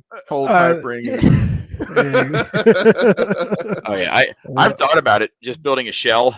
Because I figured, okay, maybe you guys think, what do you think about this? What about like a middle ground?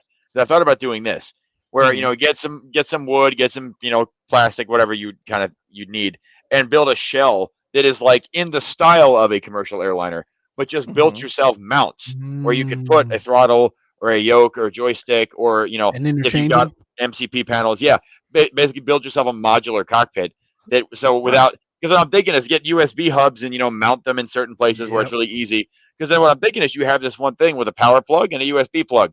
You plug this whole giant contraption into a USB port, plug the power into one power source, and you've got strips and hubs in the whole setup where you can just slide in your, you want to go Airbus, cool. You pull out your yoke, slide in your stick, you plug into the hub, and you're ready to go.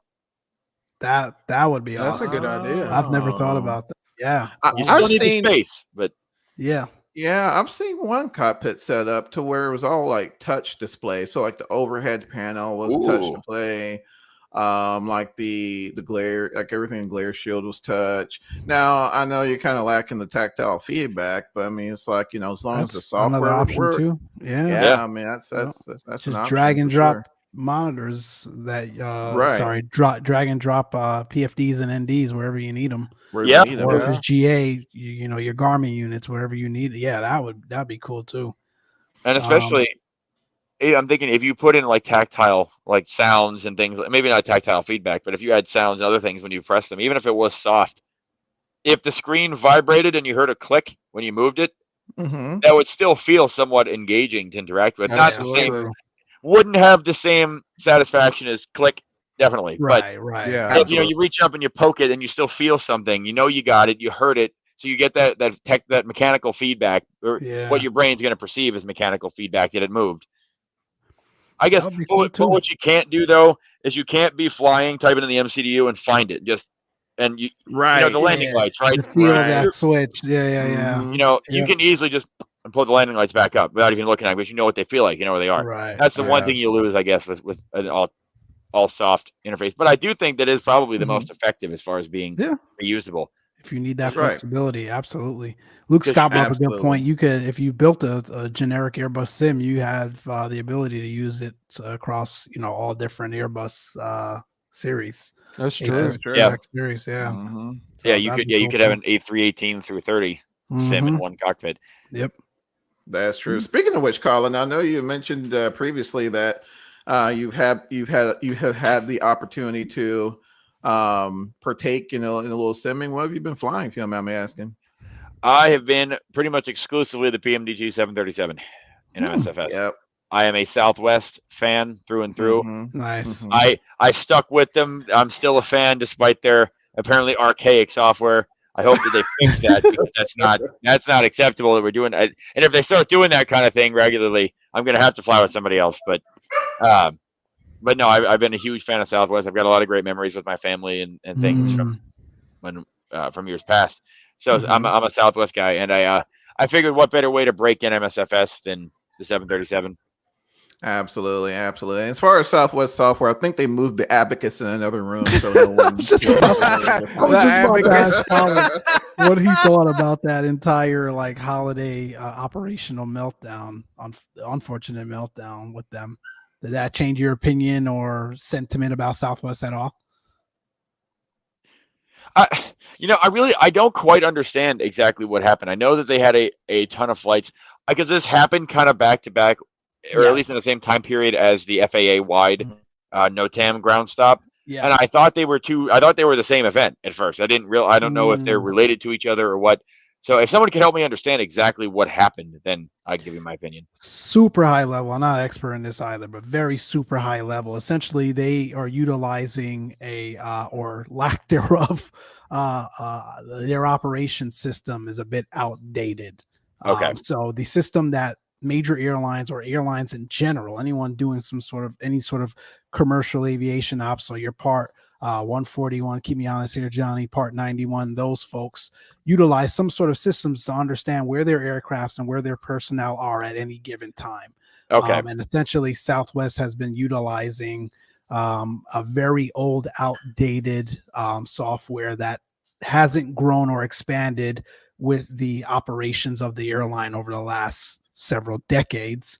And the unfortunate part about that was it was brought to leadership for decades about this particularly ticking time bomb that was never addressed, and it reared its ugly head after a winter storm, I think the week or 2 weeks prior, right? It was just like you mentioned, one thing building up after another that sort of put them into that unfortunate circumstance and impacted a lot of their consumers. But again, a lot of folks. Listen, we're good buddies with some Southwest pilots out there.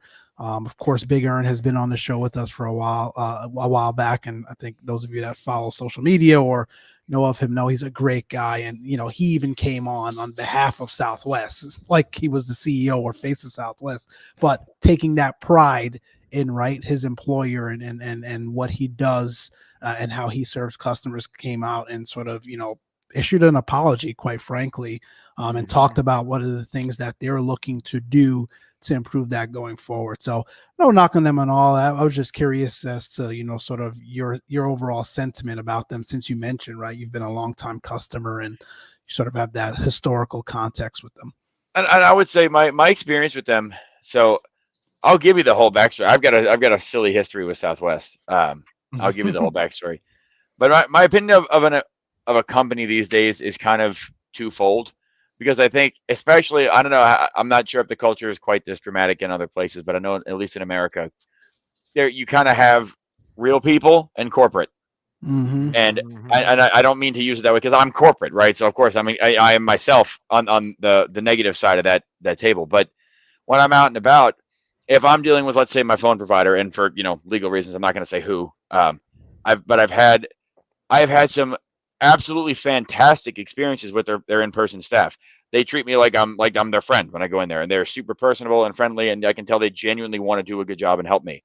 And then I have unapologetically had been lied to my face by the same company's corporate support staff, and I don't say this lightly. I again can't go into detail, but I have a factual scenario where I can prove I was told information that was known wrong at the time. And I'm like, how can I say something positive about this company? But on the flip side of that token, I'm hesitant. I often hold my criticisms because I'm like, there's a lot of good people here too. Exactly. And I think, and Southwest, I've actually had a pretty solid experience with both it was amazing to me that of all companies it happened to Southwest, because I've had, unlike most where it's a mixed bag, where either, remote support is great, but in person they hire cheap, or maybe it's the other way around, they hire great local staff, or again, but then they outsource their support and it's not the caliber that we're expecting. You get a lot of that. The Southwest is one of the few that, in my experience, has been great all the way around.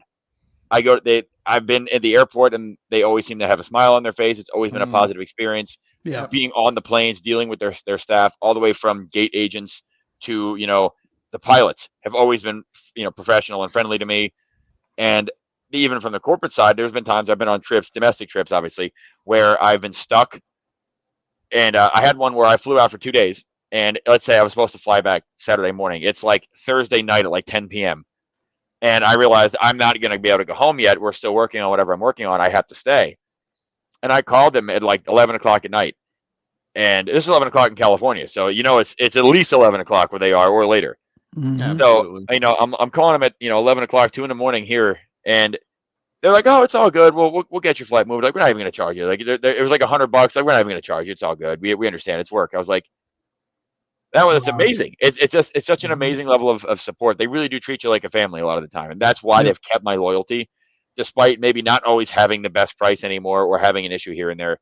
They've gotten so many years of getting me and now my friends, family, and employees where they need to be without issue, that I'm like, you know what? Even if you made a really terrible decision in your software, I've made bad decisions that I've had to pay the price for too. I get it. Don't make it a habit, and you won't lose my support. Right. Absolutely. Yeah. That's a great perspective. Absolutely. Yeah, that's and I have to agree with you on that, Collin.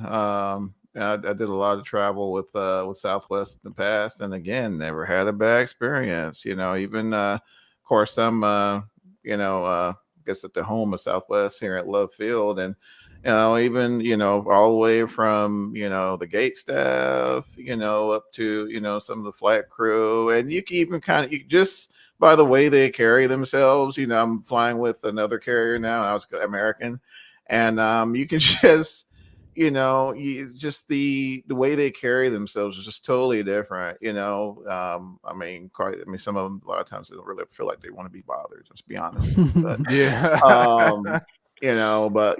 just never had the issue. So, flight attendants may crack a joke here and there or something like that, and they get you where you need to be. I mean, you're talking about a turn, Southwest turn. Man. Oh man, they're no frills, but they are ruthlessly good at it. Oh man, Absolutely. They are so operationally efficient. Again, that's why it's like this weird conundrum or irony about that happening to them. You wouldn't expect the king of optimization to be doing something that. And again, like that ticking time bomb. Like we have some of these at Inverness. They're not quite that large, obviously. We're not a sure. we're not a many billion-dollar airline, but we have some of those things that I'm aware of that I'm like, yeah, we need to fix this, because if I wait 5 years, this is going to be a real problem. Right. And we're not going to let it get to 5 years. We're looking at these thinking, okay, these are going to be realistically a problem in 3 to 5 years, and they're on the agenda to get fixed in the next 1 to 2. So it's like, and I can't believe that an airline that prioritizes its efficiency so much didn't look at that as an inefficiency. Yeah. Because I realize, the bottom line typically is how you look at efficiency, right? But I think about it this way: if maybe it costs me a little more right now, but if in the long term that increases my throughput or my dependability, that translates to income. Yep. If I can promise 100%, if I could have a system that I can promise 100% uptime on, but it costs me 10% more than the one I only get 95% uptime on, I'm going to go with the 100% uptime. Yep. Because that 5% translates to revenue most of the time. Yes, I could charge for that. I could charge for that 5% of uptime. I could charge. And I'm not saying that I'm going to, that you'd use as an excuse to be exuberant, but as a business, you can transfer a lot of that cost to really small increases in the price. And you're talking, at 50 cents or $1 on a product sold to 100 million people. Especially at that scale, exactly. You think about that, right? if you're selling, millions and millions of tickets, you add $1 to every ticket. Who cares about? Have you guys ever cared about which ticket was $1 more expensive? No, absolutely. They could add at that point. Nope. $1 across the board to every ticket price and easily cover massive purchases. Mm-hmm. Oh, for sure. And that's what stresses me out about that. That was just poor management through and through. And I'm sure their management they know it. I'm sure they know it. Their stocks are going to show it. Yeah. And there's no chance that they're getting away with that without anybody having anything to say. So I know they know the mistake they made, but it just goes to show nobody's too big to think. No one's too big to outsmart themselves. Right? I'll get to it when I get to it. Well, you're going to get to it right now. Christmas Day. Indeed. Yeah. Oh man. For sure. But no, actually, gents, I actually want to cover a couple of hot flight sim related topics if you don't mind indulging me for a moment. And I know we were talking about this whole time, and really kind of, it's just kind of like, I'm curious what everyone thinks about it. So I'm sure you guys heard about the whole Flight Sim 2 incident. Or you want to call it an incident, or is it the ownership rights thing we're talking about? Right. Yep. Okay. Right. So, and I knew you were going to be on, Collin, and just to get your opinion on it as a developer, let's say you're in a position, you guys were, putting out some freeware content on Flight Sim 2. Now, before we dive into it, I will say that Flight Sim 2 recently made some announcements, in the, to my opinion, in good faith to make things right. But based on the things and the events that transpired, Collin, what's your thoughts on that, my friend? So again, I'm going to unfortunately have to kind of get brought up to speed a little bit. I was under the impression they changed their policies, and it basically transferred a lot of the ownership of things submitted on their platform to them, is what I understand, right? Correct. And also it looks as if there was an issue with deleting the deletion of content. Some developers didn't have the ability to delete content for early on, but it looks like they've they've made some amendments to that to their QoS regarding that. That kind of goes hand in hand too, I guess, with the ownership thing, right? Yeah. Right. So this is I'm gonna go for the purposes of this discussion off of the assumption that what we just said is the full story, because I don't if there are other details that I don't know about, like I said, again, I heard this in passing. I've had my head buried in the sand for the last couple of months as we've been working on all of this stuff. So I do apologize. I'm a little out of touch. This interview, or not even, it's not even an interview. This session has shown me I definitely need to get my ears to the ground a little more often. So Luke, if you're still listening, that means I'm going to be asking you what's happening in the industry more. No, so I'm going to base my answer off of the assumption that's the topic that that's the situation that we're describing here. Is an environment where we have this platform that has been a hub for free community that has now said, okay, well, we're going to retain ownership of content submitted to us. I'm going to go off of that as the evaluation of the situation. If that is wrong, then I might, my opinions might change. I just want to get that disclaimer out because I'm not super up to date on the situation. Makes sense. So I think a question like that really comes more to ethics than it does to legality. Because I think legally I can, again, I want to say this without making myself sound like, a villain here, but legally, I can get you to sign away your rights to almost anything, as long as I write it in such a way that it is legally binding, isn't, in violation of something that makes it unenforceable, and that you are more or less aware of the agreement. And I say more or less because how often do we read the fine print? Yeah, exactly. Not often enough. Right. But and I've always kind of felt like, so all of our contracts are like less than 3 pages. I think the longest contracts Invernix has are ones other companies have made us sign. We have notoriously short and straightforward contracts. Some of them are very strict, maybe, but at least it's in English. We don't do a lot of legalese. And I kind of think that there is that fine line between covering your bases legally and being a little unethical because you know that the user's not gonna, they're not gonna read it, right? And this is the reason, like on our checkout page, we have our terms of service where if you want to know the exact letter of the law of everything that we're gonna do, sure. But then, like with the pre-sale, even though my terms of service and whatnot may technically cover me, I don't really care because I know you're not gonna read it. If it's something that I think you're gonna have an obvious problem with, or that I believe that you're gonna misunderstand, I kind of think it's up to you as the person with the confusing information to make it clear, whether it is legally required or not. So I think if you have a platform that has been a hub for free stuff, and it is, I mean, I've sent people there to get stuff for packs and to get other things. Right. I'm like, it's been this huge community. I can't stand behind a community that's going to steal from its contributors. Right.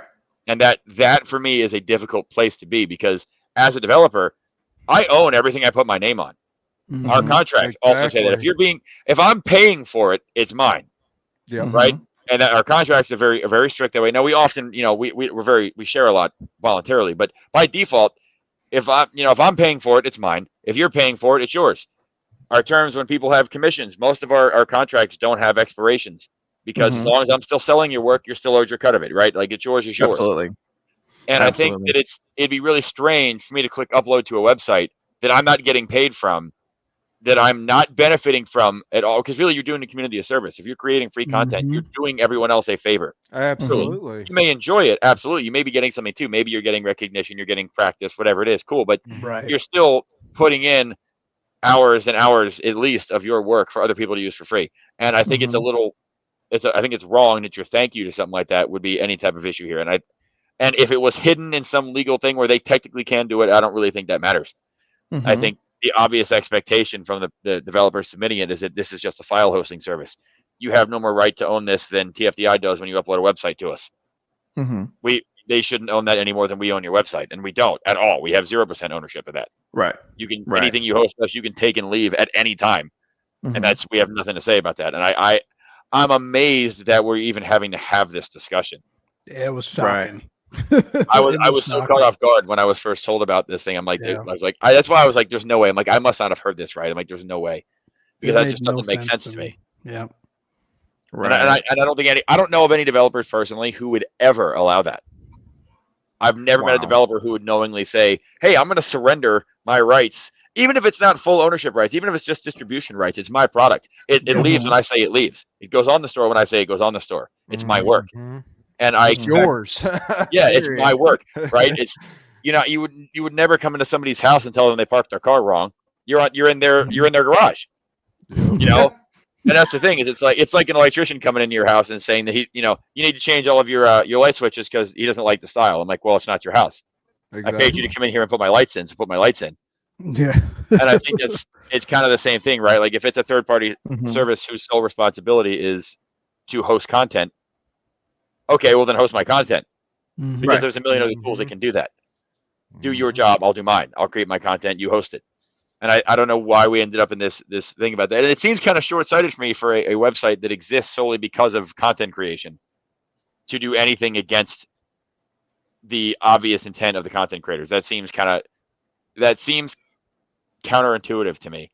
Right. So I would love to understand what really went on there, because there's no way that somebody just decided to do this out of the blue. There must have been a reason, or they might have maybe had a plan and it just did not execute the way that they thought it would. Someone says, I think Prime here in the chat says it was caused by a few individuals spreading misinformation, which I believe. I believe that. I'm not saying it's 100% incorrect, but I do definitely think there's more to it. Like I said, it's just so out of the blue and such a strange position to take. And it's such a 180 from their current position too, which is the other thing. Yeah. If they were always if there was always a power struggle, and I don't mean to cut you guys off, I'm sorry. No. If there was always a power struggle and it was always this kind of ongoing battle of ethics or ownership with them in general, then I wouldn't really be as surprised. But for a otherwise hub of free content to suddenly turn into Fort Knox of privately owned software. I don't see that happening overnight. Not without that sort of a reaction doesn't happen without something prompting it. So I think it's either it could be misinformation, which I genuinely do believe that could be a huge part of it. Sure. That's happened with us as well. Like certain things just get taken out of context, and by the time it reaches, by the time it reaches the people talking about it on media and things like that, it's been changed warped 3 different ways. Yeah. Absolutely. I don't know. The only thing I would say to that is it's been covered by some pretty reputable News sources or media outlets. Sources or media outlets across the industry, the flight sim industry today. That's the only thing. It's very strange. I mean, these folks have been around for quite some time. I'm not going to name any names. Anyone can go and find the articles, but they've been around for quite some time that I think they would have done the due diligence, the proper due diligence before they would come out and they wouldn't have just spurted out something. So I don't know where those sources were from, but I don't know. Well, I say that, and I'm actually in the meantime I started looking it up just because I wanted to see. And who says that our media sources aren't getting it from the same inside source that leaks it to the public? That is wrong, right? That same wrong source could have also been their source. Okay, well, an inside source that leaked it, yeah, definitely. Well, I don't know that that's what happened. Again, I don't want to be another rumor mill. I'm not saying that that's what happened, but I do see there being paths where no one was intentionally misled, or at least not by the news sources. Right? I'm saying where because I know a lot of the news. I'm looking at one of them right now, and it's if it's the one that you're thinking of, it's people that I also personally know that I know would not go out of their way to mislead people. Right. Yep, we're talking about the same people then. So it's I would be willing. I would bet money that their source is either the same as the one that has been misleading others, or they were genuinely misled themselves.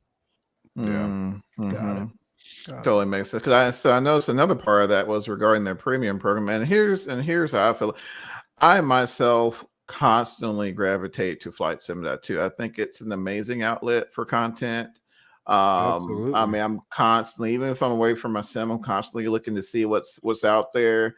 And, under, being in corporate world myself, I understand all that costs money. And they looks like they mentioned something regarding like a premium program, which I myself, if I can, financially help, support it. And I was looking at some of the prices, they really weren't bad. It was like, $3 for something or whatever. And for, to remove ads or something like that or whatnot.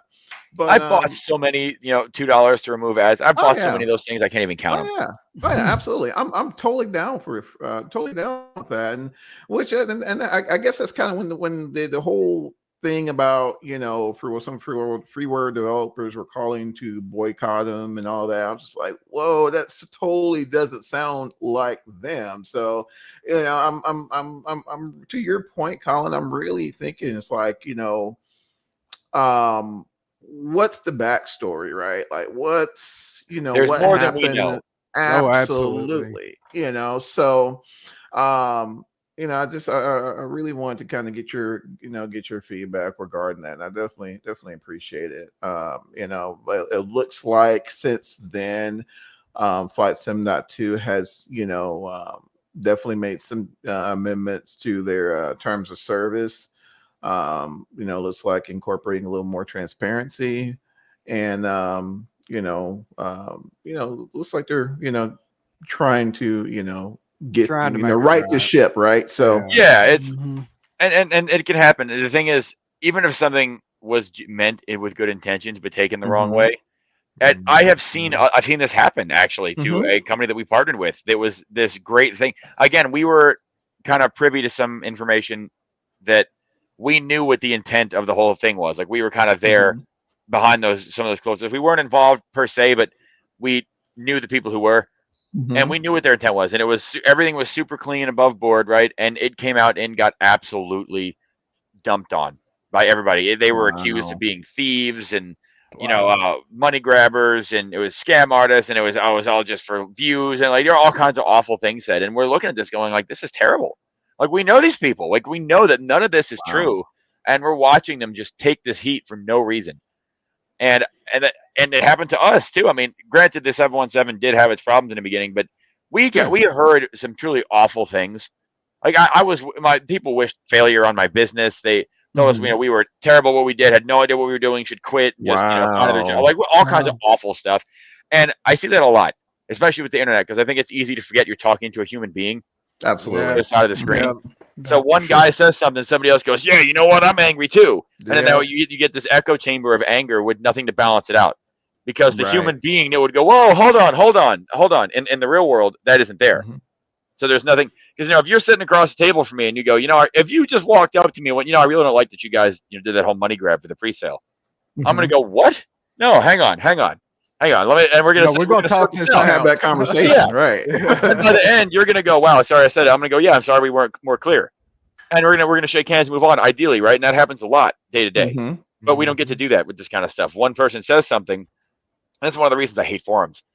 We were just talking about this with our team. We all hate forums. We have them because they serve a purpose currently. But the second I can find a technically viable solution to replace them, gone. I hate them. Because forums are really bad about this, the echo chamber. Oh, yes. And then because what you have happen now is if you have one topic where all the users with this problem are in there, and you get 10 or 15 people going, "Oh, I have this problem too. I hate this." Even if it's only 20 people out of 20,000, if all 20 are in this post, it looks like it's everybody, right? Which is bad. It's bad, obviously, for public marketing, because then it looks like this product is riddled with bugs. But it's also hard for the devs to get a genuine read for what's actually happening. And that's part of why we are super strict with like duplicate posts. Like, we'll just straight up delete your post if it's a duplicate. And I feel bad to waste somebody's time if they've created it. If there's anything, if they've contributed something new, obviously we'll leave it. But if it's the 7th person whining about the same problem, and I use that word in particular, whining, genuinely reporting something to us is one thing. I see a lot of that, and I also see a lot of whining. And I said I use that word very loosely, because I don't have any problem with criticism. But when it's that 7th person telling me the same information without contributing anything new, and all you're doing is making people angry that we're like, "Oh, see, another person, they're not dealing with it." I'm like, I know, because we're still dealing with the first one. All 7 of you have the same problem. I can't, if I spend time talking to all 7 of you independently about the same problem, I'm not going to spend any time fixing it. Exactly. And I've seen that, like I said, I've seen things get blown out of proportion a lot. So there is, I think, also the distinct possibility that this whole flight sim.to thing, why did I say it like that? I feel like I messed it up a lot, because I say flight sim.to, but I'm like, dang, it's not really. I'm like, well, am I pronounced? Yeah, it's .2, but now I feel like I'm saying another .2. I don't know, man. I'm weird. I'm just it just I don't know. It just sounds off. TL. Maybe they say TL. Yeah, maybe I should just say. Yeah, I don't know what. It's certainly not what I said. I think I just had a short circuit in my brain, but no, I think that there's definitely a huge possibility that it's miscommunication or something like that, where there maybe there was a real problem, but it was much more minor, and it got turned into, oh, they steal from developers. And then maybe again, so if I'm looking at the chat here, that scenario that we're talking about, where maybe it was something way less dramatic, that when viewed through the wrong lens by somebody maybe who is already expecting them to be a problem, could easily take that as something else. And then all it does is it takes one person to declare something as fact without somebody else having a way to disprove it. And now that's it. The rumor starts. Exactly. So I think that's definitely possible, because it just doesn't make sense to me. Absolutely.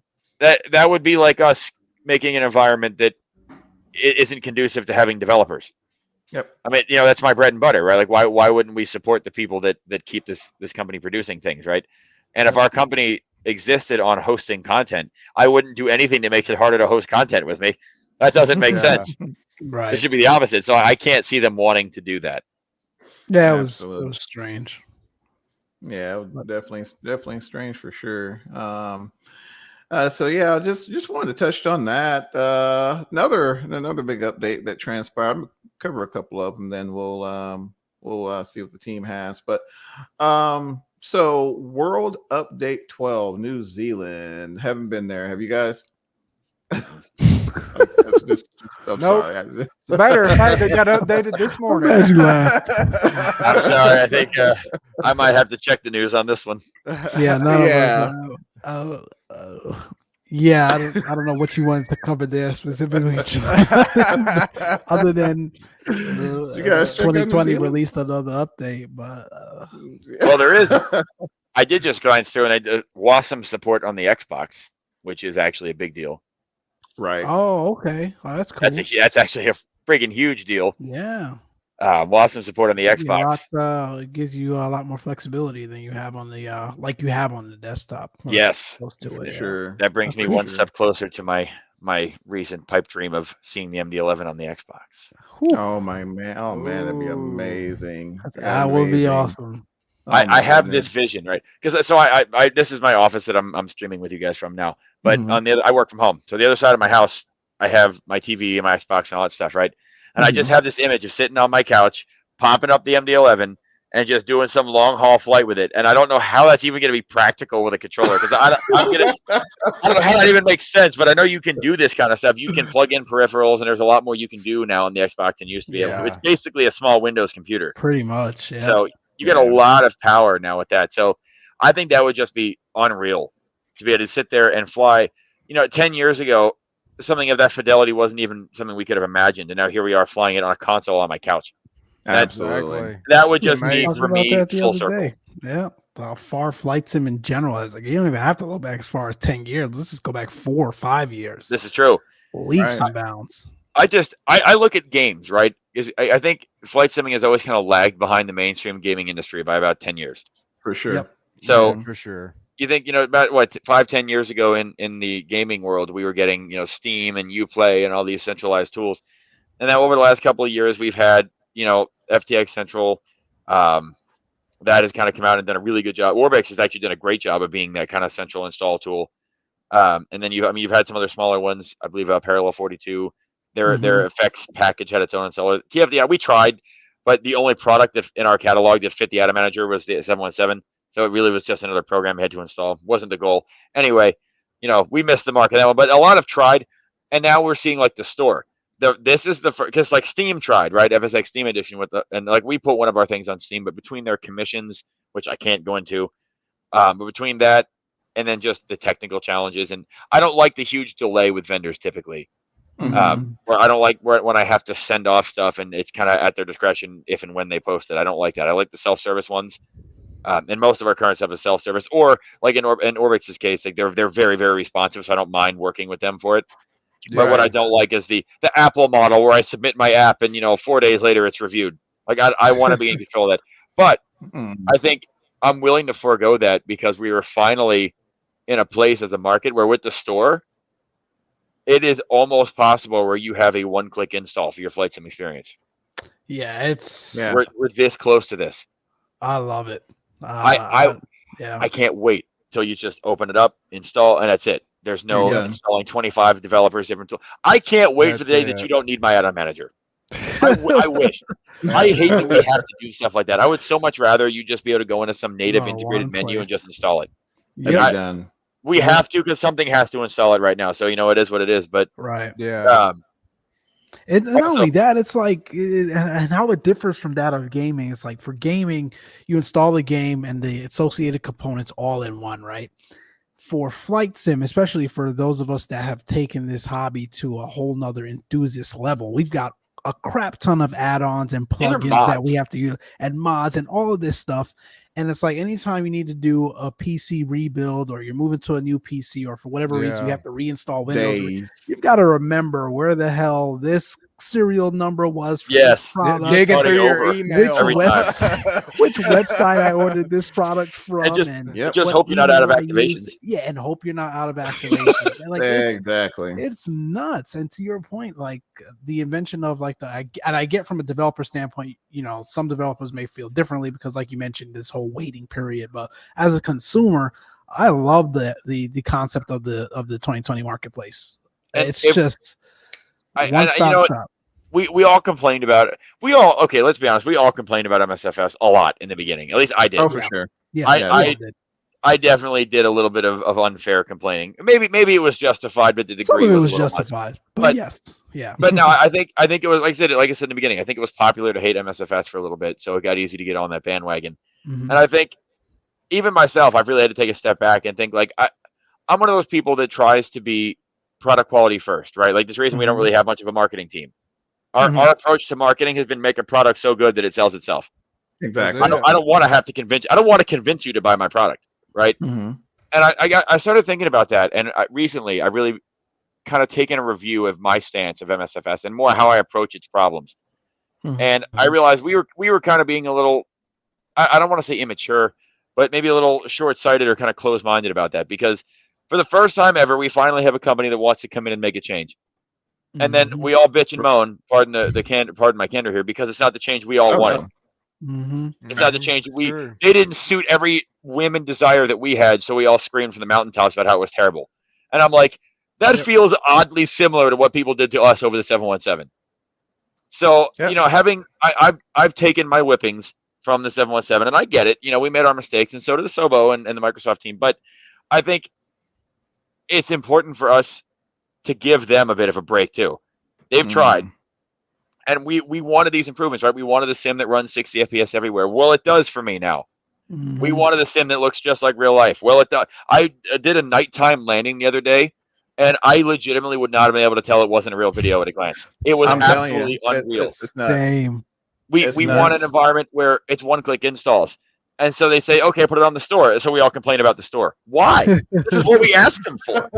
Now, I get that the format that we wanted it in there were reasons that we wanted these changes in the certain way that we asked for them. So I'm not saying that we're the bad guys here. But I'm definitely saying that I think a little open-mindedness to embracing these things could go a long way for the industry. Because it's got to start with us, right? The people whose voices they hear, whose products they use, whose faces they see. If people see us giving them a chance to grow into something awesome, others I hope will follow. And again, it would be what an amazing environment where in a couple of years because these are mods. Like I said, these are basically mods. If you think of Skyrim, right, and you're going to install the difference between what we do in this community in general and what, let's say, I'm looking at the Sims 4, right? Because the Sims 4 is like DLC heaven. So the difference between what something like this market does versus the Sims is all first party. Right? They make the game, then they make their own expansions. Right? That's like me. That's like me selling you the MD-11 and then selling you the cargo expansion. Well, that makes sense. They're going to come in the same format, the same system. What the flight sim world is like you installing GTA 5 and then just putting a whole bunch of your own custom car packs in it. That's what we're doing in the flight sim world. Now we've made that into a business. We've made this into a professional mod market. Yeah, and I think that's where some of this tension comes from, because like really all any of us are glorified modders. Now I realize in the simulation world there is a different scope there. There's a position for content developers for these platforms. But I think as we move some of these things towards something that feels like meaningful DLC, like actual content packaged together, away from mods, I think it'll be easier to get away from having 800 different installers. But you got to give somewhere. Right, exactly. I think it's that flexibility, right? Like right now, we control what we install, when, how long it takes, who we got it from, all that, and that's great. But the price of that level of granular control is that you have to go do it. If you want somebody else to do it for you, you have to be willing to let them do it. Exactly. That makes sense. And that's why we're embracing it now more, is because No, Collin, that I totally understand where you're coming from, and I don't know. I will say we have gone leaps and bounds from P3D. I know for me at least, I used to have oh my Lord, like 6-7 different applications. Oh yeah, up at a time, to run a sim, and my computer's like, dude, like. You have to train somebody how to open your sim. Yeah, it's like a process. It's like, freaking, like we're trying to fly the Apollo lander or something weird. But there has to be some sort of compromise, right? So, like for example, let's say you have an installer, and that you just, you run the executable, boom, it deploys the software. Well, you can get it right then and there. The updates are a little quicker versus, waiting on the marketplace. I know there's for FlyFX, for example, when they push an update, it takes a little bit for that to transition to, the marketplace. However, when it hits, you just roll up there, nothing. Boom. You just open the game and you're good. Yeah. Or yeah. I know I'm going to get killed now because I said game, but but you open it. You open it and that's it. Your job is done, and that is what you get. That the time that you're trading, basically, that control that you're giving away, you're getting that back. Yep. Absolutely. And now for betas and things, it's a nightmare. I can't run a beta on a vendor, but True. But when it comes to like, I don't know how they do these, like these sim update betas and stuff, because the amount of this is more just as a developer. I'm curious because I can't imagine how much of a logistics nightmare that must be to deploy one of those. Oh my Because goodness. our deployments are terrible, and if Fabio's still listening, he'll be laughing. Because our deployments are awful. They're super error prone. Like we have like our best guys basically personally deploy most of our stuff. Like it is not the way it's supposed to be, and it'll be getting fixed. Like this is one of those time bombs I was telling you about earlier that we know will be a problem. Like we've already got the solution kind of specced out because we know in 3 to 5 years this deployment system won't work anymore. So we're going to fix it like this year or next year. But anyway, I digress. I just wondered about their updates. But no, I mean, obviously, betas and things you're not going to be able to do on the store, and that's reasonable. But in general, I think it's actually a good direction, and it's part of why I'm pushing to try to support. I want to put this thing on the store. Unless I am told I can't, I'm going to put it on the store. Oh, and unless I'm told I can't, I'm going to put it on the Xbox. So if I'm not allowed by licensing for whatever reason, or if I can't do it because of some technical reasons, and I'm not going to have my guys break their backs to put it on the Xbox. But it's one of those things that I think would be worth doing, and I think again I want to put my money where my mouth is. I want everybody to promote this kind of an environment where we encourage everything to be centralized and easy to use. I have to support it myself. Yep. Absolutely. And again, I know, and I think we've had this conversation on the show before. I think a lot of the Xbox consumers, or a lot of folks who aren't either in a position to be able to purchase a high-end gaming rig, or or consumers like my son, and they see FedEx, like on old Charlie's monitor there, hey, I want to fly MD-11, why not, dive into the marketplace and boom, be able to send it. Now again, I think we have the same question there, Collin, as far as the logistics with the controller of operating the airline controller. But I mean, there's tons of peripherals out there that are Xbox compatible. One could utilize. So I'm looking forward to it. Definitely looking forward to it. Oh man, I've just got this image now of building the home cockpit with the Xbox as the core. That would be geez. I don't think you could, because I don't think you'd be able to code the stuff to run the right. Yeah. I think you'd need Windows level, or Windows level, could be a Mac or something else, but you need a machine like a computer, I think, just to run all of the switches and whatnot. Although you could conceivably, I'm a nerd at heart. I was like, I'm thinking to myself now, I'm like, could I build this integrated? I'm wondering, like, can I make this thing just a giant joystick and you just map giant virtual joystick buttons to it? I'm like, anyway, discussion for another day, huh? No worries at all. Well, again, I mean, we hit the 2 hour mark. Holy cow! And my 2-year-old's banging on my door. I got my girlfriend ordered pizza, and it's been sitting in the oven now probably for about 45 minutes. Gotta get you to that pizza, my friend. Yeah, man, Collin, thank you so much, my friend, for coming on once again. Again, you're always welcome on the Close Traffic podcast. As far as wrapping up, any parting words for the audience? As always, I appreciate anytime I get a chance to have a platform, and I thank you to you guys as well as the listeners today, just for joining us and giving me a chance to get some of this information out there. It's always an honor to have the audience, so it's never wasted. Absolutely. It's always appreciated, and thank you all for being here and for supporting us and for supporting Close Traffic. Too cool, my friend. Awesome. CTP team, what we got, fellas? Any parting words for the audience? Charlie? Man, I got nothing. I'm excited. Charlie's been eyeing that MD-11 for a long time, so I can't wait for him to stream it when it comes out, right, Charlie? Yeah. I'll let you know when. I said you're my you have the collector's edition, you said, right? He sure did. Oh, so you'll be streaming it early too. I'll get Johnny over here. He'll just stream it on my rig. What's this button do? I don't think we're gonna have any NDAs or anything on the collector's edition on the pre-purchase ones. So I think you should be able to do that pretty much without restriction. Again, don't quote me, but I don't plan on us having any restrictions on media content. So the actual, like the private alpha and beta will be protected, obviously, but once we reach the collector's edition, you should be good to go.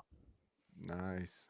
Too cool, man. No, I did want to shout out Mike, man, right quick. Shout me out. Oh boy, here we go. Oh yeah, happened? What did I do?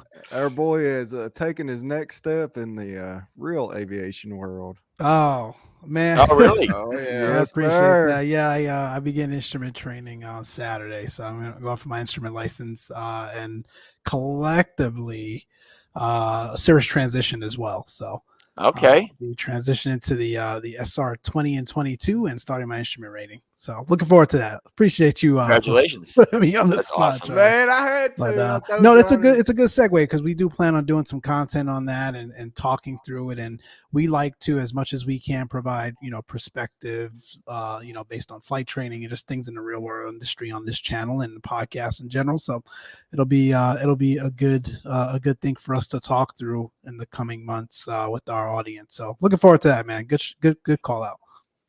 Too cool.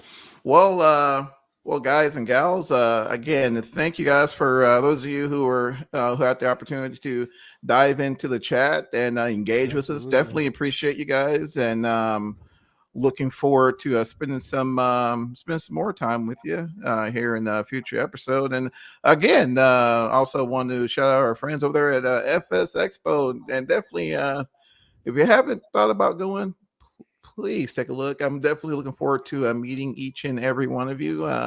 Definitely use our code, the Closed Traffic Podcast, for 10% off for your registration. Also want to shout out our friends over in Chicago at EFS Simulations there. If you're dying to check out a true to life 737 sim, check those guys out. Definitely an experience, and definitely an experience for sure. But other than that, guys, again, you guys have a very productive week. Stay safe and keep the blue side up. We will see ya.